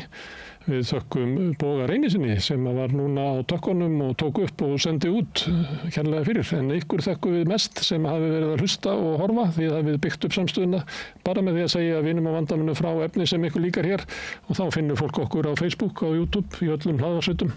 Í útvarpinu 89,1 á FM á Stórhöfuðborgarsvæðinu, það má líka sækja þar útvarpssendingar á spilarann, spilarinn.is á netinu og svo spilar líka app sem má hlaða niður í síman og hlusta á samstöðuna og allar íslenskar útvarpsstöðvar hvað sem er í heiminum.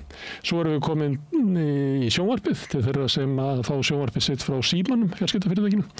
Þar eru númer 5 á fjarstýringunni, kannski ef þú vill, menn önnur fjarskiptafyrirtæki bjóða sínum viðskiptavinum upp á efni frá samstöðinni sem er 24 tíma sólarhring, 7 daga vikunnar, allan ársins hring, samfélagsumræða við Rauðaborðið og í öðrum þáttum samstöðunar.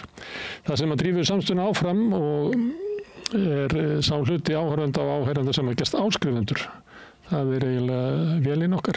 Það er fólk sem að leggur eitthvað til í hverju mánuði. Grunnáskriftin er 2750 og ef þú vilt slást í þann hóp og greiða 2750 til samstöðunar til þess að hún geti vaxið og dafnað, til dæmis þróað áfram þessa fréttatíma sem við verið að leika okkur að núna í sumar, þá geti ég til þess að fara inn á samstöðun.is og skráði sem áskrifanda. Þú mátt borga meira en grunnáskriftin þú vilt og því sem er kjósið getur látið áskriftin að renna sem félagsgjöldin í Alþýðufélagið, en það er einmitt Alþýðufélagið sem á og rekur samstöðuna.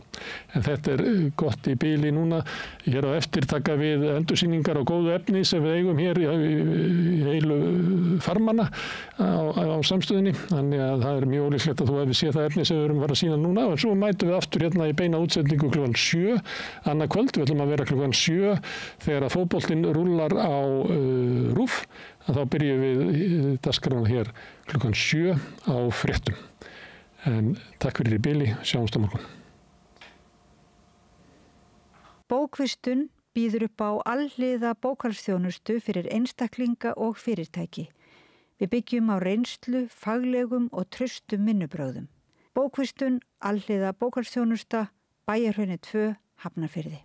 Samlokubrauð, maltbrauð, tékkneskt-brauð, súrdeigsbrauð, brauð ársins, Bernhöfts bakari, íslenskt handverk síðan 1834. Ertu á leið heim úr vinnu? Stilltu á FM 89,1. Fortíðin var aldrei, hún aðeins er. Einkasýning Larissu Sansúr hjá Listasafni Reykjanesbæjar, opið alla daga nema mánudaga til og með 17. ágúst, Listasafn Reykjanesbæjar. Húnavellir, fullkominn staður fyrir fjölskylduna. Ertu á leið norður? Húnavellir er fullkominn staður fyrir fjölskylduna. Tjaldsvæði með rafmagni, gistiheimili, sundlaug og heitur pottur, líkamsrækt, leiksvæði fyrir börn, sparkvöllur, veiði í Svínavatni, rafmagn, sjólalega, morgunverðarhlaðborð, kvöldverðarhlaðborð fyrir hóp og húsbílar eru velkomnir. Hópatilboð í boði fyrir ættarmót, stórafmæli, fjölskyldu og vinafögnuði. Allar upplýsingar á húnavellir.is og í síma 861 23 19. húnavellir.is